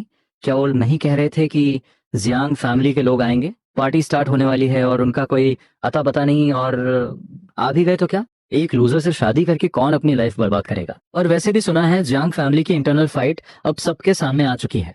उसे तो कुछ पता ही नहीं है। तुम्हें क्या लगता है वो कितने दिन सर्वाइव करेगा? जांग वानरू का चेहरा गुस्से से एकदम काल पड़ गया था। वो खुद को रोक नहीं पाई और उनसे आर्ग्यू करने के लिए आगे बढ़ने लगी। तुमने तुरंत उसे खींच कर रोका। बिग सिस्टर रिलैक्स, उन्हें बकने दो। इन बातों पर ज्यादा टेंशन लेने की जरूरत नहीं है। मैं तुम्हारी सेफ्टी का ख्याल रखूंगा। जांग वैनरू को डर था कि कहीं इन बातों से तुम पर कोई नेगेटिव इफेक्ट ना पड़े, इसलिए वो खुद आगे चलने लगी। उसकी एंट्री होते ही सबका अटेंशन उसी पर चला गया। कुछ लोगों के मुंह से तो हैरानी की आवाजें भी निकली। अगर कोई पूछे कि पूरी कैपिटल में सबसे टॉप अनमैरिड लेडी कौन है तो वो पक्का जियांग फैमिली की सबसे बड़ी बेटी जियांग वॉनरू ही है। उसी वक्त उसके कुछ फ्रेंड्स तुरंत उसे घेर कर खड़े हो गए। शाओरो, आखिरकार तुम आ ही गई, हम तुम्हारा ही वेट कर रहे थे। जियांग वानरू ने मुस्कुराते हुए तुम्हें आगे खींचा और अपने फ्रेंड से तुम्हारा इंट्रोडक्शन करवाया। वो सब तुम्हें देखकर एकदम हैरान रह गए। शाओरो, ये तो चीटिंग है, इतना हैंडसम और क्यूट भाई, और तुम इसे आज पहली बार हमसे मिलवा रही हो। पर अंदर ही अंदर वो बहुत जेलस फील कर रहे थे। जहांगीर जैसा ऑलराउंडर भाई था वो तो ठीक है, अब एक और आ गया। हमारी किस्मत इतनी अच्छी क्यों नहीं है? बस इतनी सी देर में तुम्हारे सामने कई सारे लोग जमा हो गए। खैर, चूंकि वो तुम्हारी बिग सिस्टर के फ्रेंड्स थे तो तुमने भी उन्हें रिस्पेक्ट देने के लिए सबसे अच्छे से बात की। और इसी बीच शे फैमिली के लोगों ने भी अपना फेस चमकाने का मौका नहीं छोड़ा। ये देखकर जांग वानरू ने भी एक एक करके सबका इंट्रोडक्शन करवाया और फिर चुपके से तुम्हारे कान में फुसफुसा कर बोली, जो भी पसंद आए अपनी बिग सिस्टर को बता देना, मैं सब सेट कर दूंगी। ये सुनकर तुम्हें तो जैसे खांसी आ गई। इसका मतलब वो तुम्हें लड़कियां चूज करने को कह रही थी? पर ये थोड़ा अजीब नहीं था? तुमने तुरंत उसे बाहर की तरफ धकेलते हुए कहा, बिग सिस्टर तुम अपना काम देखो, मैं यहाँ खुद मैनेज कर लूंगा। तुम्हारी बात सुनकर जांग वैनरू ने कुछ इंस्ट्रक्शंस दिए और उस वीआईपी एरिया की तरफ चली गई। और बिल्कुल उसी वक्त बाय निंगबिंग की एकदम फ्लैशी एंट्री हुई जिसने सक्सेसफुली सबका अटेंशन अपनी तरफ खींच लिया। बाय फैमिली की एल्डेस्ट मिस भी यहाँ आई हैं, ये तो बहुत रेयर है। शे फैमिली के कुछ लोग थोड़े सरप्राइज तो हुए पर फिर भी पोलाइटली उसे वेलकम करने आगे बढ़े। बाय निंगबिंग ने बड़े कूल तरीके से हाथ हिलाते हुए कहा, मेरी टेंशन मत लो, तुम लोग अपना पार्टी एंजॉय करो, मैं तो बस ऐसे ही राउंड मारने आई हूँ। लगा था कि शे फैमिली के लोग उसके साथ थोड़ी और फॉर्मेलिटी करेंगे, पर ये बात सुनते ही वो तुरंत पलट गए और वापस तुम्हारे पास आ गए। बाय निंगबिंग के पीछे अभी भी उसके फ्रेंड्स का पूरा ग्रुप था जो आपस में कुछ गॉसिप कर रहे थे। बिंगबिंग सिस्टर, क्या तुम इस बार जियांग फैमिली की एल्डेस्ट मिस के लिए आई हो? पिछली बार तुमने जो कहा था क्या वो सच था?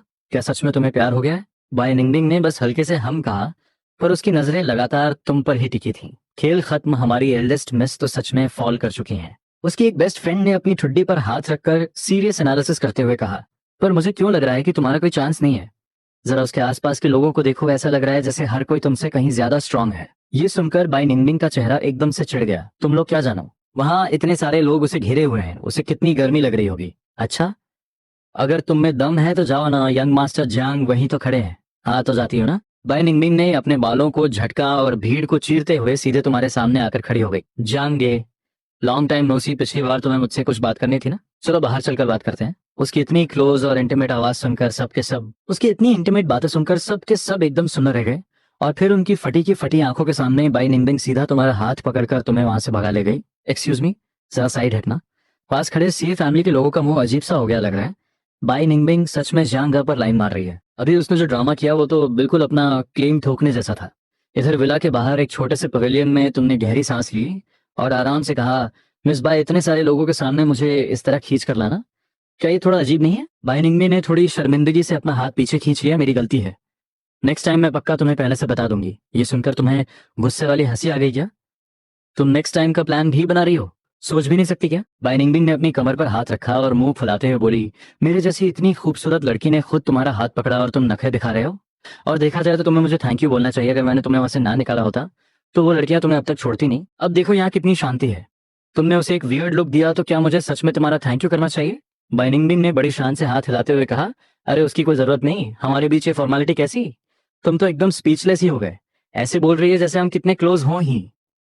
मैंने तुम्हें मेरा प्लान खराब करने के लिए ब्लेम नहीं किया। मेरी तो शेर फैमिली की उन लड़कियों के साथ अच्छी खासी बातचीत चल रही थी। बाई निंगबिंग ने बाहर से ऐसा दिखाया जैसे उसे यकीन नहीं, पर अंदर से उसकी पूरी हालत खराब थी। तुम्हारा उनके साथ क्या ही चैट चल रहा होगा? कहीं कहीं तुम्हें उनमें से कोई पसंद तो नहीं आ गई? तुमने बहुत सीरियस होकर सोचने की एक्टिंग की। मैं अभी उसी बारे में तो सोच रहा था। वो सब कितनी खूबसूरत है, फेयर स्किन, लॉन्ग लेग्स, और मुझे प्यार से जान ये भी बुला रही थी। वो सब तुमसे 1 मिलियन टाइम्स बेटर है। तुम्हारी हर एक लाइन पर बाय निंगबिंग का चेहरा और भी ज्यादा खराब होता जा रहा था। तुम्हारी हर बात पर उसका चेहरा और भी बिगड़ता जा रहा था। काफी देर सोचने के बाद उसने बहुत ही जलस टोन में कहा, तुमने जो देखा वो सिर्फ बाहर का दिखावा है। वो सब फेक कर रही थी। अगर तुम्हें ऐसा ही पसंद है तो मैं भी तुम्हारे लिए कोई भी रूप बदल सकती हूँ। ये कहते ही वो अचानक तुम्हें बहुत ही डीप और रोमांटिक नजरों से देखने लगी। एक पल के लिए तुम भी थोड़े शॉक रह गए। तुमने बाय निंगबिंग की आंखों में एक अजीब सी सच्चाई देखी जो बिल्कुल भी एक्टिंग नहीं लग रही थी। पर ऐसा क्यों? तुम दोनों तो पिछले कई सालों से मिले भी नहीं थे, तो फिर ये फीलिंग्स कहाँ से आ गई? ये सोचते हुए तुमने सीधा सवाल किया, क्या हम पहले कभी मिल चुके हैं? बाय निंगबिंग की बॉडी अचानक स्टिफ हो गई। उसकी आंखें ना चाहते हुए भी चुराने लगी। नहीं, ये जान कुछ ज्यादा ही शार्प नहीं है। पर अगले ही सेकंड उसकी आवाज एकदम कॉन्फिडेंट हो गई। बिल्कुल, मैं ही तो तुम्हारी वो गर्लफ्रेंड हूँ जिससे तुम आज तक मिले नहीं हो। तुमने अपना माथा पकड़ लिया, तुम मुझे यहाँ बाहर ले आई। अगर तुमने मुझे यहाँ सिर्फ ये सब नॉनसेंस बकने के लिए बुलाया है तो मैं जा रहा हूँ। अरे रुको रुको रुको। असल में बाय निंगबिंग अचानक से थोड़ी शाय हो गई, जो देखने में बहुत ही अजीब लग रहा था। मेन रीजन तो ये था कि मैं तुमसे मैरिज कॉन्ट्रैक्ट के बारे में बात करना चाहती थी। मैंने पहले ही कह दिया था ना कि मैं जल्दी ही आकर ये एंगेजमेंट तोड़ दूंगा। मेरी फैमिली मेरे लिए नए फियांस का ऑप्शन ढूंढ रही है। शे फैमिली की वो लड़कियां भी काफी सही हैं। नहीं, बाय निंगबिंग फिर से पैनिक हो गई। अगर मैरिज होगी तो वो सिर्फ हमारे बाय और जांग फैमिलीज के बीच होगी। ये शे फैमिली क्या चीज है, उनके बारे में तो सोचना भी मत। तो फिर शाओयू है ना, तुम दोनों तो बचपन के क्या। तुम मुझ पर ऐसे फालतू इल्जाम मत लगाओ। बाय निंगबिंग ने तुरंत उस बात से पल्ला झाड़ा, अगर हमारा अलायंस हो जाता है तो मैं अभी के अभी शीए फैमिली का पूरा कंट्रोल तुम्हारे हाथों में सौंप सकती हूँ। तुम्हें ये थोड़ा मजाकिया लगा बाई निंगबिंग? क्या तुम सुन भी रही होगी तुम क्या बोल रही हो? मैं 100% सीरियस हूँ। वो बस कसम खाना ही भूल गई थी। पर आखिर क्यों? तुम्हें अभी भी समझ नहीं आ रहा था कि तुम्हारे अंदर ऐसा क्या है जिसके लिए वो इतना सब कर रही है? या फिर क्या उसने सीक्रेटली कुछ इन्वेस्टिगेट कर लिया है? अभी तुम्हारी बात पूरी भी नहीं हुई थी कि तभी किसी ने तुम्हें इंटरप्ट किया। शे फैमिली का एक सर्वेंट भागता हुआ आया और घबरा कर बोला, miss Bai, main banquet hall में बहुत बड़ा पंगा हो गया है, आप जल्दी से चलकर देखिए। बाय निंगबिंग ने अपनी भौहें सिकोड़ी। उसके चेहरे पर इरिटेशन साफ दिख रही थी। मैं यहाँ की ऑर्गेनाइजर थोड़ी हूँ जो मुझे बुला रहे हो। तुम शे फैमिली के लोग आखिर किस काम के हो? उस सर्वेंट ने एक पल के लिए झिझकते हुए कहा, फिर जोर से बोला, वो वू फैमिली और वैंग फैमिली के यंग मास्टर्स हैं। वो आपस में लड़ रहे हैं कि आप पर किसका ज्यादा हक है। और बात हाथापाई तक पहुंच गई है। तुम एक माफिया फैमिली के बाहर छूटे हुए सबसे बड़े बेटे हो। तुम्हारे वेलकम के लिए पूरी फैमिली ने अपने खून से सने टर्फ को साफ किया, इंटेरोगेशन के हथियार छुपा दिए और अधमरे दुश्मनों को वहां से हटा दिया। उन्हें डर था कि कहीं तुम्हें ट्रॉमा ना हो जाए। लेकिन इन सालों में जब तक तुम वापस नहीं लाए गए, तुम पहले ही अंडरग्राउंड वर्ल्ड के अनक्राउंड किंग बन चुके थे।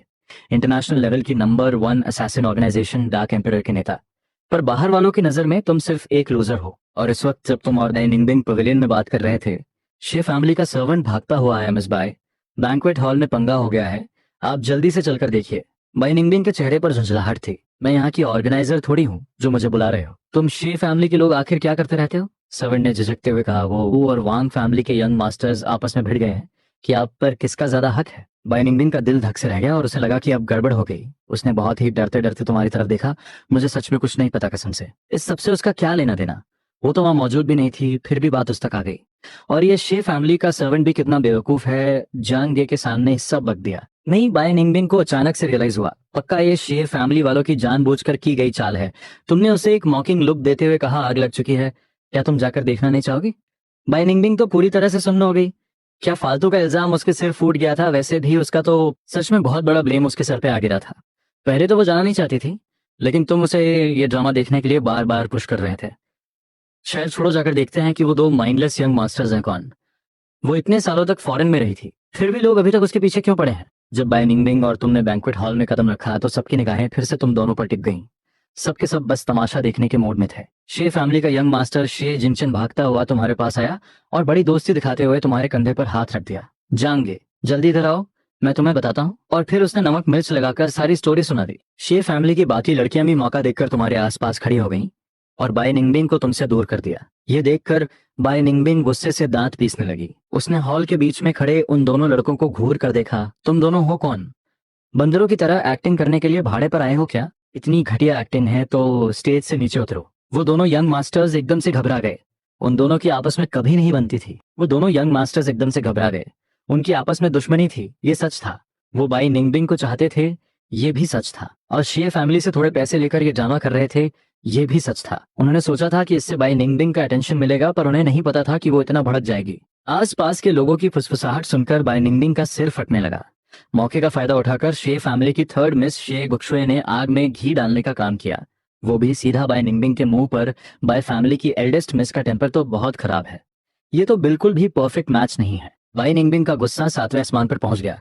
शे फैमिली की थर्ड मिस, क्या तुम्हें पिटने का शौक चढ़ा है? शे गुक्शुए इस वक्त तुम्हारे पास खड़ी थी, तो बहुत चौड़ में थी। हाँ तो क्या तुम यंग मास्टर जैंग के सामने मुझे मारोगी? ये सुनकर बाय निंगबिंग ने किसी तरह अपना गुस्सा कंट्रोल किया, पर जब उसने देखा कि तुम्हारे होठों पर एक हल्की सी मुस्कान है तो वो एकदम शांत हो गई। चलो कोई बात नहीं, अगर जांग ये खुश है तो थोड़ा मजा लेने में क्या हर्ज है? शे गुस्से ने उधर इशारा करते हुए कहा। तुम अभी भी क्या देख रही हो? तुम अभी भी मुझे क्या घूर रही हो? वो दोनों यंग मास्टर्स तुम्हारे लिए घायल हो गए हैं, जाकर मैटर सॉल्व करो ना। आखिरकार बाय निंगबिंग ने एक गहरी सांस ली और उधर चली गई ताकि जल्दी से उन्हें वहां से भगा सके। और कुछ ही देर में जब उसने मामले को रफा दफा करके पीछे मुड़कर देखा तो अचानक उसे रियलाइज हुआ कि तुम गायब हो चुके थे। वहां सिर्फ शे फैमिली की वो अनोइंग लड़कियां खड़ी थीं। बाय निंगबिंग ने इधर उधर देखा। तुम लोगों ने मेरे जांगिए को कहाँ छुपा दिया? शे जिंगचेन ने पलट कर जवाब दिया। तुम्हारा जांगिए मतलब? तुम्हारी शादी की तो अभी कोई बात भी फिक्स नहीं हुई है और तुम इतना क्लोज हो रही हो। तुम मेरे मामले में दखल मत दो, जल्दी बताओ वो कहाँ है। मैं बस थोड़ी देर के लिए ही तो गई थी, वो अचानक गायब कैसे हो गया? पूछने वाली क्या बात है, पक्का गुस्से में आ गया होगा और ये सब नहीं देखना चाहता होगा, इसलिए चला गया। शे फैमिली वालों ने बड़े कॉन्फिडेंस के साथ झूठ बोल दिया। मैं तुम सबसे बाद में निपटूंगी। बाय निंगबिंग ये धमकी देकर तुम्हें हर जगह ढूंढने निकल पड़ी। शे फैमिली के लोग उसे जाते हुए देखकर अपनी हंसी नहीं रोक पा रहे थे। आखिरकार कोई तो मिला जो उसे सीधा कर सके। दूसरी तरफ जो शिकुन जियांग यू के ऑर्डर्स के हिसाब से अपने कुछ गार्ड्स को लेकर नाइन एम्परर्स क्लब के अंडरग्राउंड बेस में पहुंचा। तुम्हारा नाम बताने के बाद उन्हें पूरे रिस्पेक्ट के साथ अंदर ले जाया गया, पर जब उन्होंने देखा कि नेता सिर्फ एक नीले बालों वाला लड़का है तो जो शिकुन की आंखों में थोड़ी सी डिसअपॉइंटमेंट आ गई। पर यू चैन का एटीट्यूड अभी भी एकदम कूल और एरोगेंट था। क्या तुम उसी बॉस के आदमी हो? जो शिकुन थोड़ा कंफ्यूज हो गया। कौन बॉस? मुझे यंग मास्टर जियांग यू ने भेजा है।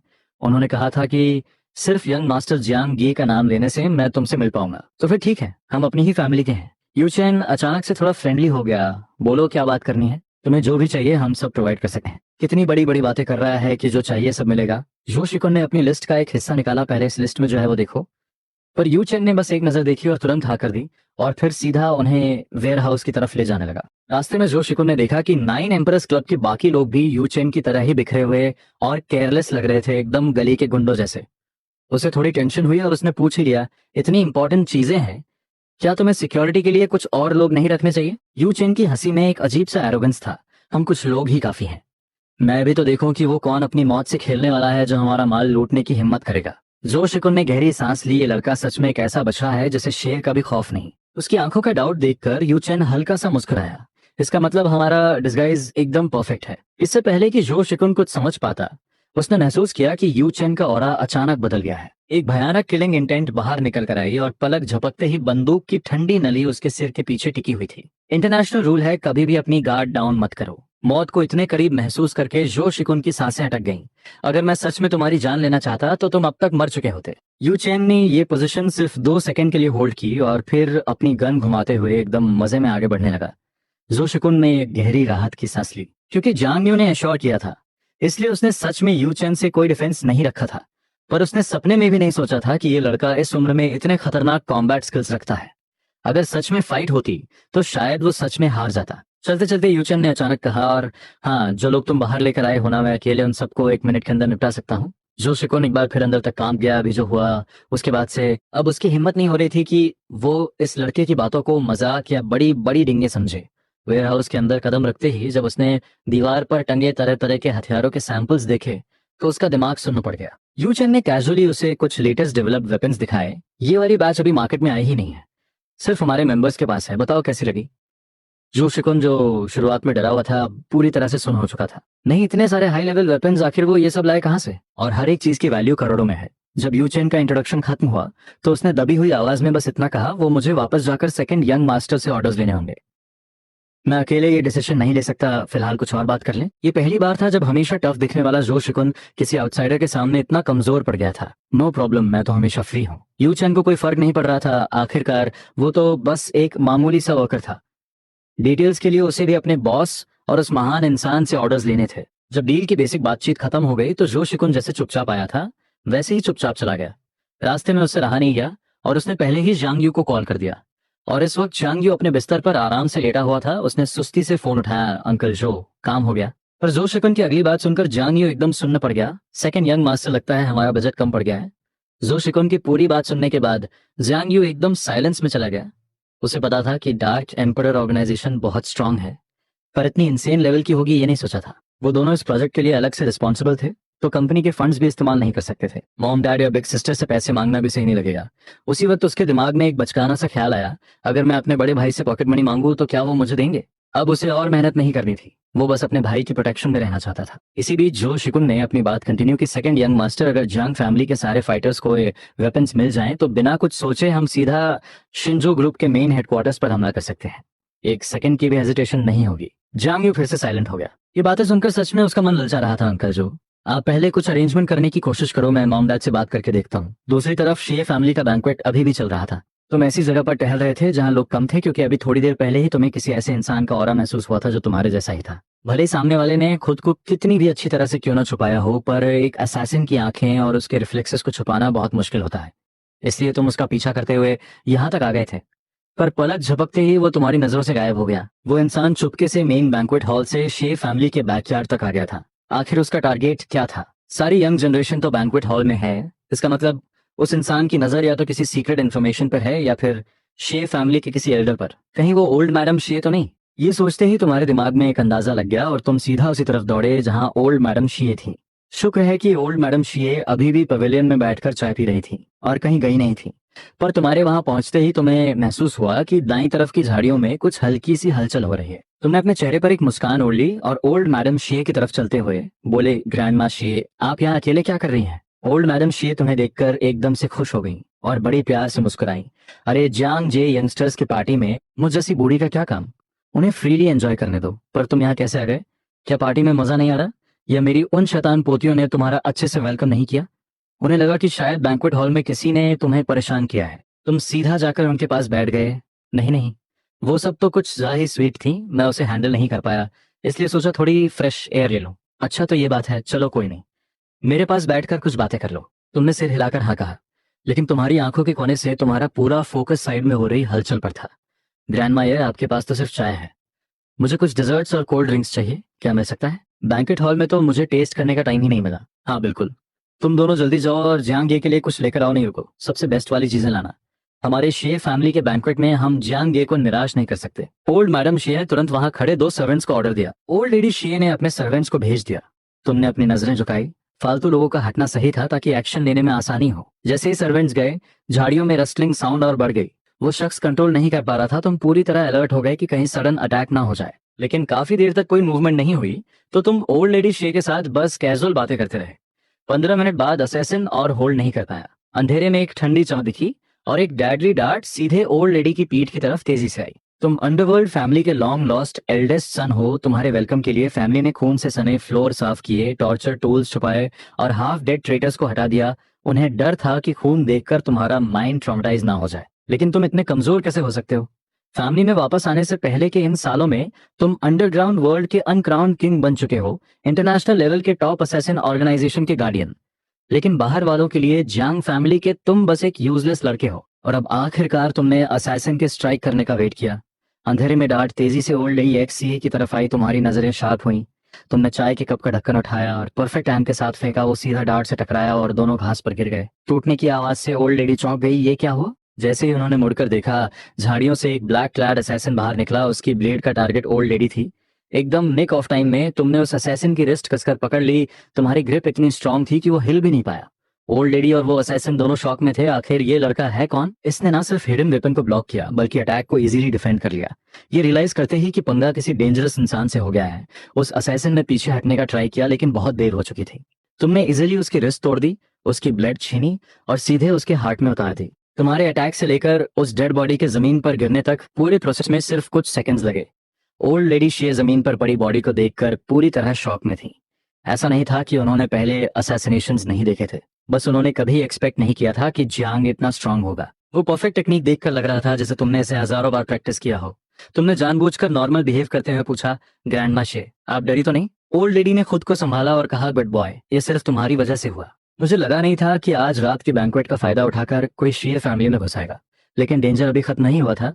तुमने एक अलर्ट मूव लिया और देखा कि आसपास से कुछ और लोग बाहर निकल रहे हैं। तुम्हें तुरंत समझ आ गया वो शख्स इतनी देर से सिर्फ अपने बैकअप का वेट कर रहा था। अच्छा हुआ कि उन लोगों ने कोई फायर आर्म्स यूज नहीं किए, ये सब बस लो लेवल के ट्रैश थे जिन्हें हैंडल करना इजी था। तुमने जोर से टेबल पर एक चाय का कप तोड़ा, उसके कुछ टुकड़े उठाए और आने वाले दुश्मनों की तरफ तेजी से फेंक दिए। वो असैसिन्स 1 मिनट भी नहीं टिक पाए और तुमने उन्हें इजीली खत्म कर दिया। तुम्हारे डैगर पर खून लगा था। काम खत्म होने के बाद तुमने उसे डिस्गस्ट के साथ जमीन पर फेंक दिया। ओल्ड लेडी शी की आंखें फटी की फटी रह गईं। उन्हें डाउट हो रहा था कि कहीं वो कोई सपना तो नहीं देख रही। अपनी पूरी लाइफ में उन्होंने पहली बार ऐसा खौफनाक सीन देखा था। तुमने उन्हें कंफर्ट करते हुए कहा, ग्रैंडमा शे, डरिए मत, सब हैंडल हो गया है। ओल्ड लेडी ने थोड़ी घबराहट के साथ अपने सीने पर हाथ रखा। ये लोग कौन थे? तुम्हारी टोन एकदम लाइट और कैजुअल थी, प्रोफेशनल असैसिन्स। लेकिन इतने सारे लोग यहाँ घुस आए, मुझे डाउट है कि आपकी फैमिली में कोई मोल छुपा है। अब घर की सफाई करने का टाइम आ गया है और अभी जो आवाजें हुई उससे कुछ लोग इधर अट्रैक्ट हो सकते हैं। आप जल्दी से किसी को भेजकर ये सीन क्लियर करवाइए। ओल्ड लेडी एक सीए ये बात अच्छे से समझती थी, उनके माइंड में पहले से ही कुछ सस्पेक्ट्स आ चुके थे। मैं समझ गई, मैं तुम्हारी बात मानूंगी। ठीक है, तो मैं यहाँ से निकलता हूँ। मेरी बड़ी बहन को मुझे इस हाल में नहीं देखना चाहिए। ग्रैंडमा शे, आज रात की बात प्लीज मेरे लिए एक सीक्रेट रखिएगा। तुम जल्दी से एक लाइन बोलकर वहां से मुड़े और रात के अंधेरे में गायब हो गए। पीछे से तुम्हें ओल्ड लेडी शे की आवाज आई कि वो किसी दिन तुम्हें अच्छे से थैंक्स कहेंगी, पर तुमने बस स्माइल किया क्योंकि ये जियांग फैमिली के लिए एक फेवर अर्न करने जैसा था। तुम्हारे जाते ही शे फैमिली के एल्डर्स और बॉडीगार्ड्स वहां पहुंच गए। उन्होंने पैनिक करते हुए ओल्ड लेडी को चारों तरफ से घेर लिया। जमीन पर पड़ी उन डेड बॉडीज को देखकर उनके माथे से पसीना छूटने लगा। उनके माइंड में बस एक ही सवाल था, आखिर शे फैमिली को कौन डिस्ट्रॉय करना चाहता है। ओल्ड लेडी पर इतना बड़ा असैसिनेशन अटेम्प्ट हुआ, उन्होंने सबको सब कुछ सच बता दिया और कहा कि शे फैमिली को ये फेवर हमेशा याद रखना होगा। एक पल के लिए हर कोई एक्सट्रीम शॉक और डाउट में था, लेकिन ओल्ड लेडी इतनी इंडिपेंडेंट थी और कोई और लॉजिकल एक्सप्लेनेशन भी नहीं था, तो उन्हें ये बात माननी ही पड़ी। जियांग फैमिली का वो खोया हुआ लड़का इतना अनप्रिडिक्टेबल और डेंजरस हो सकता है, ये किसी ने नहीं सोचा था। जियांग का वो रूथलेस एक्शन देखकर उन्हें लगा कि वो एक अलग ही लेवल का इंसान है। इस शॉक के बाद उन्होंने डेड बॉडीज को वहां से क्लियर किया और इन्वेस्टिगेशन स्टार्ट कर दी। लेकिन हैरानी की बात यह थी कि बैंक्वेट हॉल के लोगों को बैकयार्ड में हुए इतने बड़े एक्शन की भनक तक नहीं लगी थी। सब अभी भी वहीं जमा थे। ऐसा लग रहा था जैसे वहां भी कोई ड्रामा चल रहा है। जैसे ही तुमने दरवाजे पे कदम रखा तभी किसी ने गुस्से से तुम्हारी तरफ पॉइंट किया। वो रहा, वही है इस सब का मेन कल्प्रिट। तुमने हल्के से अपने आईब्रोज सिकोड़े और तुम्हारी आंखों में एक शार्प लुक आ गया। तुम्हारी आंखों में एक कंफ्यूजन था, ये क्या बकवास है, मैं तो यहाँ था ही नहीं, फिर कोई सारा ब्लेम मुझ पर कैसे डाल सकता है। जियांग वांडू ने राहत की सांस ली और भीड़ को चीरते हुए तुम्हारे पास आई। भाई तुम ठीक तो हो? तुमने ना में सिर हिलाया। सिस्टर, आखिर हुआ क्या है? वांडरू थोड़ी हेजिटेट कर रही थी, उसे समझ नहीं आ रहा था कि बात कैसे शुरू करे। तभी पास खड़े एक इंसान ने सरकेस्टिक टोन में कहा, यंग मास्टर जियांग की टाइमिंग तो देखो, ड्रामा खत्म होते ही एंट्री मार ली। कहीं तुम बाहर जाकर कोई इनसाइड आउटसाइड प्लान तो सेट नहीं कर रहे थे? मैं शर्त लगा सकता हूँ कि ये उसी गैंग का हिस्सा है।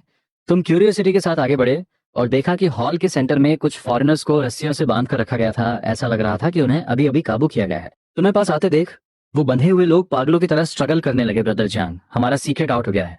अब तुम अपने भाइयों को ऐसे इग्नोर नहीं कर सकते। तुमने एक गहरी फ्रॉन के साथ उनकी तरफ देखा। तुम लोग आखिर हो कौन? वो आदमी पूरी तरह डेस्परेट होकर तुम्हें थ्रेटन करने लगा। क्या बात है, अब तुम हमें पहचानने से इनकार कर रहे हो?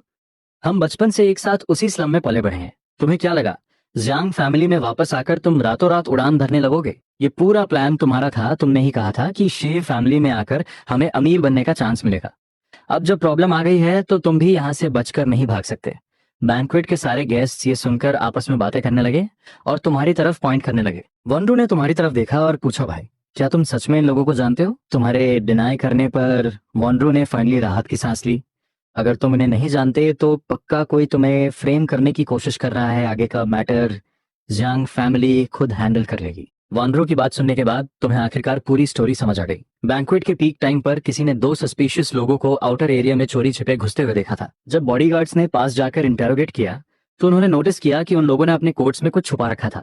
2 बातें भी पूरी नहीं हुई थी कि उन्होंने भागने का ट्राई किया लेकिन तुरंत पकड़े गए। जब उनसे सख्ती से पूछताछ हुई तो पता चला कि उनके कुछ और अकॉम्प्लिसेस भी हैं जो शे फैमिली के दूसरे हिस्सों में घुस चुके हैं। इसलिए उन्हें पकड़ने के लिए तुरंत टीम भेजी गई और फिर सबके सामने इन लोगों ने कन्फेस किया कि तुम ही इनके इनसाइडर हो। यहाँ तक कि उन्होंने ये भी फेक स्टोरी बनाई कि तुम्हारी प्राइवेट लाइफ बहुत मेस्ड अप है और तुम्हारे बचपन की कुछ फेक फोटोज भी दिखा दी। एक पल के लिए वहां मौजूद हर किसी ने उनकी बातों पर यकीन कर लिया। कुछ लोगों ने इस चांस का फायदा उठाकर तुम्हें मॉक करना शुरू कर दिया। एक ने पूरी राइटियस टोन में पूछा, यंग मास्टर जियांग, अब जब तुम रंगे हाथों पकड़े गए हो तो कैसे डिफेंड करोगे खुद को? चेहरे से इंसान का असली कैरेक्टर नहीं दिखता हो सकता है, ये अंदर से पूरी तरह रोटन हो। बस जियांग फैमिली ने इसे अच्छे से पैकेज कर रखा है। तुमने उन फालतू कमेंट्स को पूरी तरह इग्नोर किया और अपने माइंड में आज रात के इवेंट्स का कनेक्शन जोड़ने लगे। क्या ये सारे प्लॉट्स सिर्फ और सिर्फ तुम्हें टारगेट करने के लिए बनाए गए थे? और ये बात तो साफ थी कि स्लम के इन लोगों को बस यूज किया गया है। मास्टरमाइंड ने एक बहुत बड़ा गेम प्लान सेट किया था ताकि तुम्हारी रेपुटेशन पूरी तरह डिस्ट्रॉय हो जाए, सारे नोबल्स तुम पर थूकें, जियांग और बाय फैमिली का अलायंस टूट जाए और शे फैमिली में घुसपैठ का सारा ब्लेम भी तुम्हारे सिर आ जाए। फ्रंट हॉल और बैकयार्ड दोनों जगह एक साथ बवाल। किसी भी हालत में तुम इस सस्पिशन से बच नहीं सकते थे। उन्होंने तुम्हारे शेड्यूल तक को परफेक्टली कैलकुलेट किया था। अगर आज ओल्ड लेडी शे को कुछ हो जाता तो जियांग और शे फैमिली की दशकों पुरानी फ्रेंडशिप एक सेकंड में दुश्मनी में बदल जाती। ये सब देखकर वॉनरू का कंट्रोल आखिरकार टूट गया। हमेशा शांत रहने वाली वो इस वक्त उन लोगों के पास जाकर उन्हें एक जोरदार थप्पड़ मारना चाहती थी। जियांग फैमिली को फ्रेम करने की हिम्मत।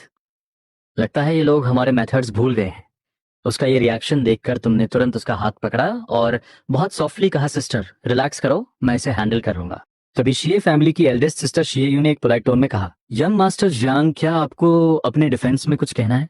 तुम अंडरवर्ल्ड फैमिली के लॉन्ग लॉस्ट एल्डेस्ट सन हो। तुम्हारे वेलकम के लिए फैमिली ने खून से सने फ्लोर साफ किए, टॉर्चर टूल्स छुपाए और हाफ डिक्टेटर्स को हटा दिया। उन्हें डर था कि कहीं तुम ट्रॉमेटाइज ना हो जाओ, लेकिन तुम इतने कमजोर कैसे हो सकते हो? वापस आने से पहले ही तुम अंडरग्राउंड वर्ल्ड के अनक्राउंड किंग और टॉप असैसिन ऑर्गेनाइजेशन के लीडर बन चुके हो, पर दुनिया के लिए तुम बस जियांग फैमिली के एक यूजलेस लड़के हो। तुमने एक कोल्ड एक्सप्रेशन के साथ चारों तरफ देखा और कहा, जैसा कि सब जानते हैं, मैं पहली बार शे फैमिली के इस मेंशन में आया हूँ, मुझे यहाँ के लेआउट का कोई आइडिया नहीं है, तो फिर मैं अपना नेटवर्क यूज करके इन लोगों को अंदर कैसे ला सकता हूँ? ये लॉजिक सुनते ही कुछ लोगों का माइंड क्लिक किया। भले ही तुम्हारे पास्ट के रूमर्स हर जगह फैले हुए थे, लेकिन तुम तो अभी अभी इस सर्कल में आए हो। तुम्हारे पास इतना बड़ा पावर और नेटवर्क कहाँ से आया कि तुम शे फैमिली के खिलाफ इतना बड़ा मास्टरमाइंड प्लान सेट कर सको? तुमने अपनी बात कंटिन्यू करते हुए कहा, मुझे डाउट है कि खुद शे फैमिली में भी कोई ट्रेटर छुपा है जो अंदर से इन लोगों को पूरा सपोर्ट दे रहा है। ये सुनते ही वहां खड़े सभी लोग शॉक में आ गए। एक शख्स ने चिल्लाकर कहा, तुम क्या बकवास कर रहे हो? तुमने बड़ी शांति से जवाब दिया, बिलीव करना है या नहीं ये तुम्हारी मर्जी है। वैसे भी मुझ जैसे जियांग फैमिली के यंग मास्टर के पास किस चीज की कमी है जो मैं ऐसी चीप और लो लेवल ट्रिक्स यूज करूंगा? वो स्लम वाला आदमी पूरी तरह ब्लैंक हो गया। उसने कभी एक्सपेक्ट नहीं किया था कि इतने बड़े ब्लेम के बाद भी तुम पैनिक करने के बजाय इतने कूल एटीट्यूड के साथ क्रॉस क्वेश्चन करोगे। जिसने उसे ड्रामा करने के लिए भेजा था उसने ये तो बताया ही नहीं था कि इस सिचुएशन को कैसे हैंडल करना है। इसलिए वो अपने ओरिजिनल प्लान पर अड़ा रहा और चिल्लाया, अगर तुम हमें कवर नहीं दे रहे थे तो इतनी देर से तुम आखिर थे कहाँ? मैं कहीं जाऊं, ये मेरी फ्रीडम है क्या? अब मुझे तुम्हें भी रिपोर्ट करना पड़ेगा? मुझे पता है तुम कहाँ गए थे। तुम ओल्ड लेडी शेर से मिलने गए थे, है ना? वो आदमी अचानक एक साइको की तरह हंसने लगा। तुम लोग अभी भी यहीं खड़े हो? मुझे लगता है अब तक ओल्ड लेडी शे का मर्डर हो चुका होगा। वैसे तो ये न्यूज उसे ब्रेक नहीं करनी चाहिए थी, लेकिन इतनी देर वेट करने के बाद भी बैकयार्ड से कोई अलर्ट नहीं आया, इसलिए उसने खुद ही अपना सीक्रेट उगल दिया। ये सुनते ही शे फैमिली के चेहरों पर एक रियल पैनिक आ गया। जैसे वो लोग बैकयार्ड की तरफ भागने वाले थे, तुम्हारी आवाज ने उन्हें रोक दिया। वो झूठ बोल रहे हैं। तुम्हें कैसे पता कि ओल्ड लेडी एक्सी की डेथ हो चुकी है? या फिर ये सब तुम लोगों का ही मास्टर प्लान है ताकि सारा ब्लेम मेरे सिर पर आ जाए? वो आदमी अंदर से डर गया, लेकिन फिर भी अपने डिफेंस पर अड़ा रहा। हाँ, ये तुम्हारा और हमारा ही प्लान था और अब तुम इससे पीछे हट रहे हो। जब तुम यहाँ से गए थे तुमने ही हमारे अंडरकवर लोगों को ओल्ड लेडी शे पर अटैक करने के लिए भेजा था। वानरू काफी देर से ये सब सुन रही थी। आखिरकार उसका पेशेंस खत्म हो गया। तो फिर तू ही बता दे कि अंदर का वो मोल कौन है? जो बोलना था मैंने बोल दिया। अगर तुम लोगों में इतना ही टैलेंट है तो खुद जाकर इन्वेस्टिगेट कर लो। उस आदमी का एटीट्यूड बहुत ही एरोगेंट और वाइल्ड था। ओल्ड लेडी XI 100% मर चुकी है। ये बस तुम लोगों को यहाँ बातों में फंसा रहा है ताकि तुम लोग बैकयार्ड में जाकर कुछ चेक ना कर सको। ये सुनते ही सब लोग शक की निगाह से तुम्हारी तरफ देखने लगे। यहाँ तक कि शे फैमिली के कुछ लोगों के एक्सप्रेशंस भी बदल गए। यंग मास्टर्स यांग, अब तुम क्या एक्सक्यूज दोगे? इससे पहले कि तुम कुछ बोलते, एक बहुत ही ओल्ड लेकिन स्ट्रॉन्ग आवाज पूरे हॉल में गूंज उठी। कौन इस बूढ़ी औरत के मरने की दुआ मांग रहा है? ओल्ड लेडी शेह बैंक्वेट हॉल के बैक डोर से स्लोली वॉक करते हुए अंदर आई। उनके पीछे शेह फैमिली के सारे एल्डर्स मौजूद थे। उन्हें सही सलाम देखकर फैमिली के जूनियर्स ने गहरी राहत की सांस ली। थैंक गॉड ग्रैंडमा सेफ है। लेकिन स्लम वाले वो लोग पूरी तरह शॉक में चले गए। उनकी आंखों में खौफ आ गया। ओल्ड लेडी शेह अभी तक जिंदा कैसे हैं? क्या अंदर गए हमारे लोग फेल हो गए, या फिर क्या ये सब शेह फैमिली के उस आदमी का कोई ट्रैप था? जानबूझकर उन्हें मौत के मुंह में धकेल दिया। ओल्ड लेडी की इस एंट्री से तुम्हें कोई सरप्राइज नहीं हुआ, बल्कि हॉल में मौजूद बाकी लोगों के रिएक्शंस देखने में तुम्हें ज्यादा मजा आ रहा था। हैरानी, कंफ्यूजन, ये सब तो नॉर्मल था, लेकिन दो लोग ऐसे थे जिनकी आंखों में एक क्लियर फ्रस्ट्रेशन और हेट्रेड थी। और ये वही लोग थे जो अब तक बैंक्वेट के इनर एरिया में थे और वॉन रू से बात भी कर रहे थे। ओल्ड लेडी ने उस आदमी को घूरते हुए एक स्ट्रिक्ट टोन में पूछा, तो तुम मेरी डेथ का इतना वेट कर रहे थे, तुम्हारा असली मोटिव क्या है? ये सच है कि कुछ असैसिन्स मुझ पर अटैक करने आए थे, लेकिन उन्हें खत्म कर दिया गया है। अब ईमानदारी से बता दो कि इस सब का मास्टरमाइंड कौन है? कैसा मास्टरमाइंड? ओल्ड लेडी, तुम कुछ ज्यादा ही सोच रही हो। हम तो बस तुम्हारी शेर फैमिली की ही एक शख्स के साथ कोऑपरेट कर रहे थे।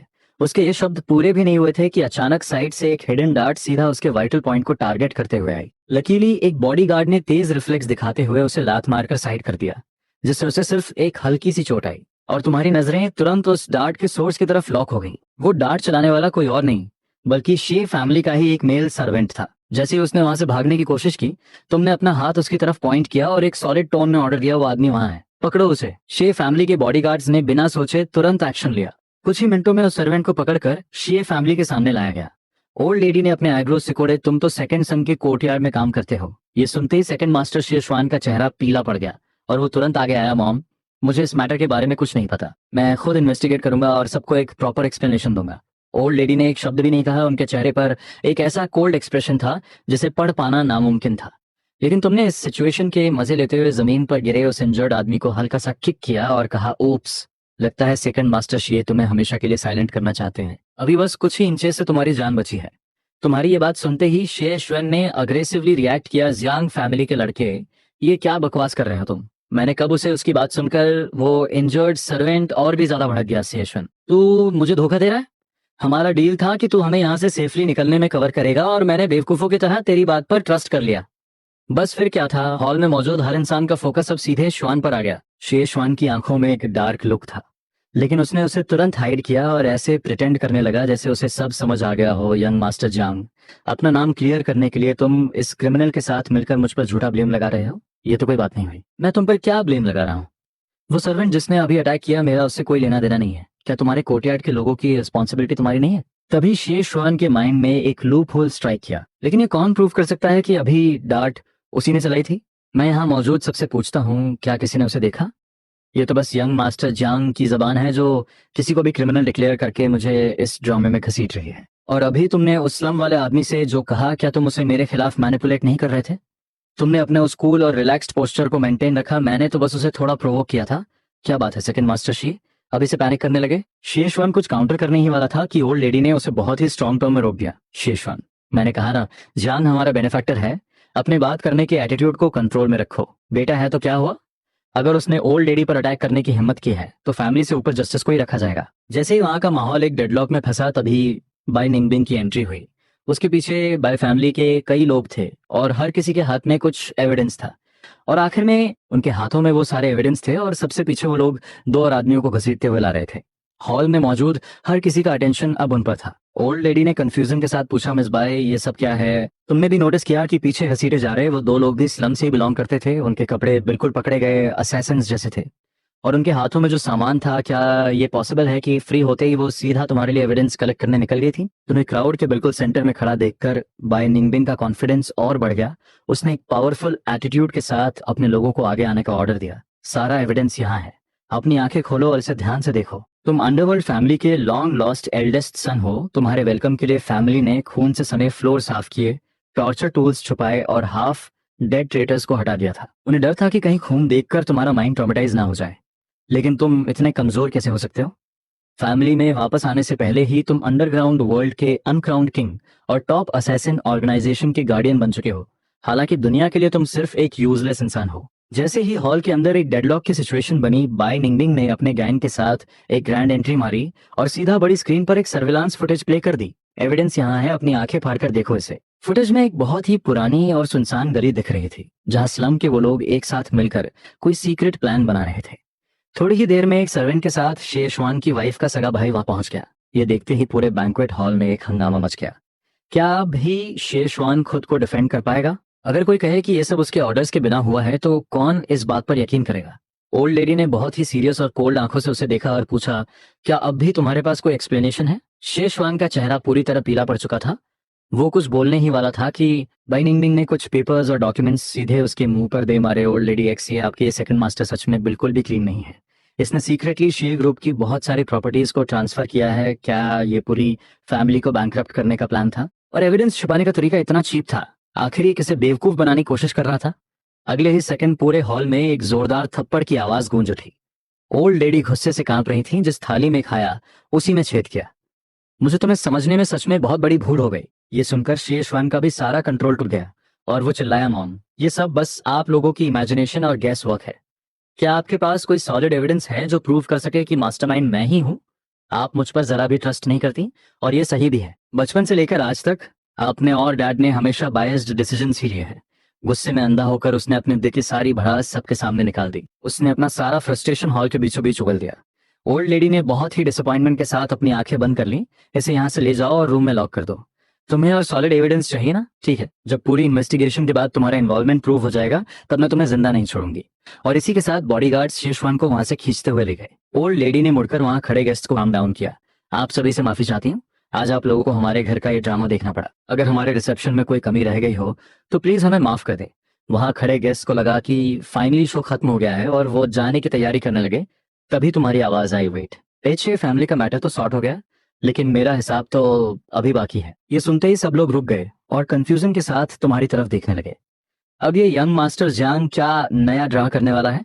लेकिन ओल्ड लेडी शायद तुम्हारी बात समझ चुकी थी। उन्होंने तुरंत गार्ड्स को शे फैमिली के मेन डोर से लॉक करने का ऑर्डर दिया और कहा, जियांग शेषवान का मैटर हम बहुत डीपली इन्वेस्टिगेट करेंगे, और जहां तक स्लम के इन लोगों की बात है, तुम खुद तय करो कि इनके साथ क्या करना है। इतना कहकर ओल्ड लेडी और पूरी शे फैमिली पीछे हट गई। ऐसा लग रहा था जैसे उन्हें अब इस मैटर में कोई इंटरेस्ट नहीं था। तभी बाई निंगबिंग चुपके से ओल्ड लेडी के पास गई। ग्रैंडमा सीए, मेरे पास सीए स्वयं के पार्टनर्स की एक सीक्रेट फाइल भी है। मुझे नहीं पता कि आप इसमें इंटरेस्टेड हैं या नहीं। ओल्ड लेडी की आंखों में एक चमक आ गई। मिसबाह, तुम मुझ पर इतना फेवर क्यों कर रही हो? सीधे सीधे बताओ तुम्हें क्या चाहिए? बाई निंगबिंग ने नाम में सिर हिलाया। अब ये तो मुझ पर गलत इल्जाम है। मुझे कुछ नहीं चाहिए, ये फाइल सिर्फ अकेले एक गिफ्ट है। सब कहते हैं कि हस्बैंड और वाइफ एक ही टीम होते हैं। जियांग ने आपकी इतनी हेल्प की है तो एज अ फियांसे मुझे भी तो कुछ कंट्रीब्यूट करना चाहिए ना। उसकी ये बात सुनकर हमेशा स्ट्रिक्ट रहने वाली ओल्ड लेडी भी कुछ पल के लिए स्पीचलेस हो गई। तो क्या वो यहाँ बस अपने फियांसे को फ्लॉन्ट करने आई थी? अभी तक उन दोनों का कोई ऑफिशियल अलायंस नहीं हुआ था, लेकिन वो कितने इजीली ये सब क्लेम कर रही थी। ओल्ड लेडी भी बेवकूफ नहीं थी। अगर वो सामने से एविडेंस दे रही है तो शे फैमिली इस फेवर को एक्सेप्ट करने से पीछे क्यों हटेगी? उन्होंने बिना किसी हेजिटेशन के वो फाइल ले ली। तो फिर मिस बाय, आपका बहुत बहुत थैंक्स। दूसरी तरफ वैनरू तुम्हें कंफ्यूजन के साथ देख रही थी। भाई, तुम आखिर इन लोगों के साथ क्या करने वाले हो? सिस्टर शे फैमिली ने पूरा होम ग्राउंड हमारे हवाले कर दिया है, तो फिर अपनी पूरी टीम को अंदर बुला लो। इस हॉल को कवर करने से मुझे नहीं लगता कि उन्हें कोई प्रॉब्लम होगी। वैनरू भी यही चाहती थी। उसने तुरंत अपने सबॉर्डिनेट्स को कांटेक्ट किया। कुछ ही देर में एक बहुत बड़ी गैंग हॉल के अंदर घुस आई और उन्होंने पूरे वेन्यू को चारों तरफ से ब्लॉक कर दिया। वहां मौजूद गेस्ट पहले तो शॉक में थे, लेकिन फिर उनका गुस्सा फूट पड़ा। प्रेसिडेंट जियांग, इस सब का क्या मतलब है? क्या जियांग फैमिली हम सारी बड़ी फैमिलीज के बीच कोई वॉर स्टार्ट करना चाहती है? ये सुनते ही वॉनरू की आंखों में एक खतरनाक कोल्डनेस आ गई। Shut up. वॉनरू का लुक इतना डेडली था कि किसी की भी रूह कांप जाए। अगर तुम्हें अपना मुंह बंद रखना नहीं आता तो मुझे खुद तुम्हारी हेल्प करने में कोई प्रॉब्लम नहीं होगी। इस वक्त उसके आसपास एक ऐसा डेंजरस ऑरा था जिसे देखकर किसी की भी आगे कुछ बोलने की हिम्मत नहीं हुई। भले ही वो लोग अंदर से कितना भी गुस्सा थे, पर इस टाइम पे कोई भी पंगा नहीं लेना चाहता था। तभी तुमने एक कदम आगे बढ़ाया और जानबूझकर उन दो लोगों की तरफ देखते हुए कहा, आप सब पैनिक मत कीजिए। जो हमारे रियल गेस्ट हैं उन्हें यहाँ से बिल्कुल सेफली जाने दिया जाएगा। लेकिन प्रॉब्लम यह है कि आप लोगों के बीच दो ऐसे लोग छुपे हैं जिनके इंटेंशंस बिल्कुल भी ठीक नहीं है, और अगर आज हमने उन्हें यहाँ से नहीं निकाला तो जियांग और शे फैमिली कभी चैन से नहीं रह पाएगी।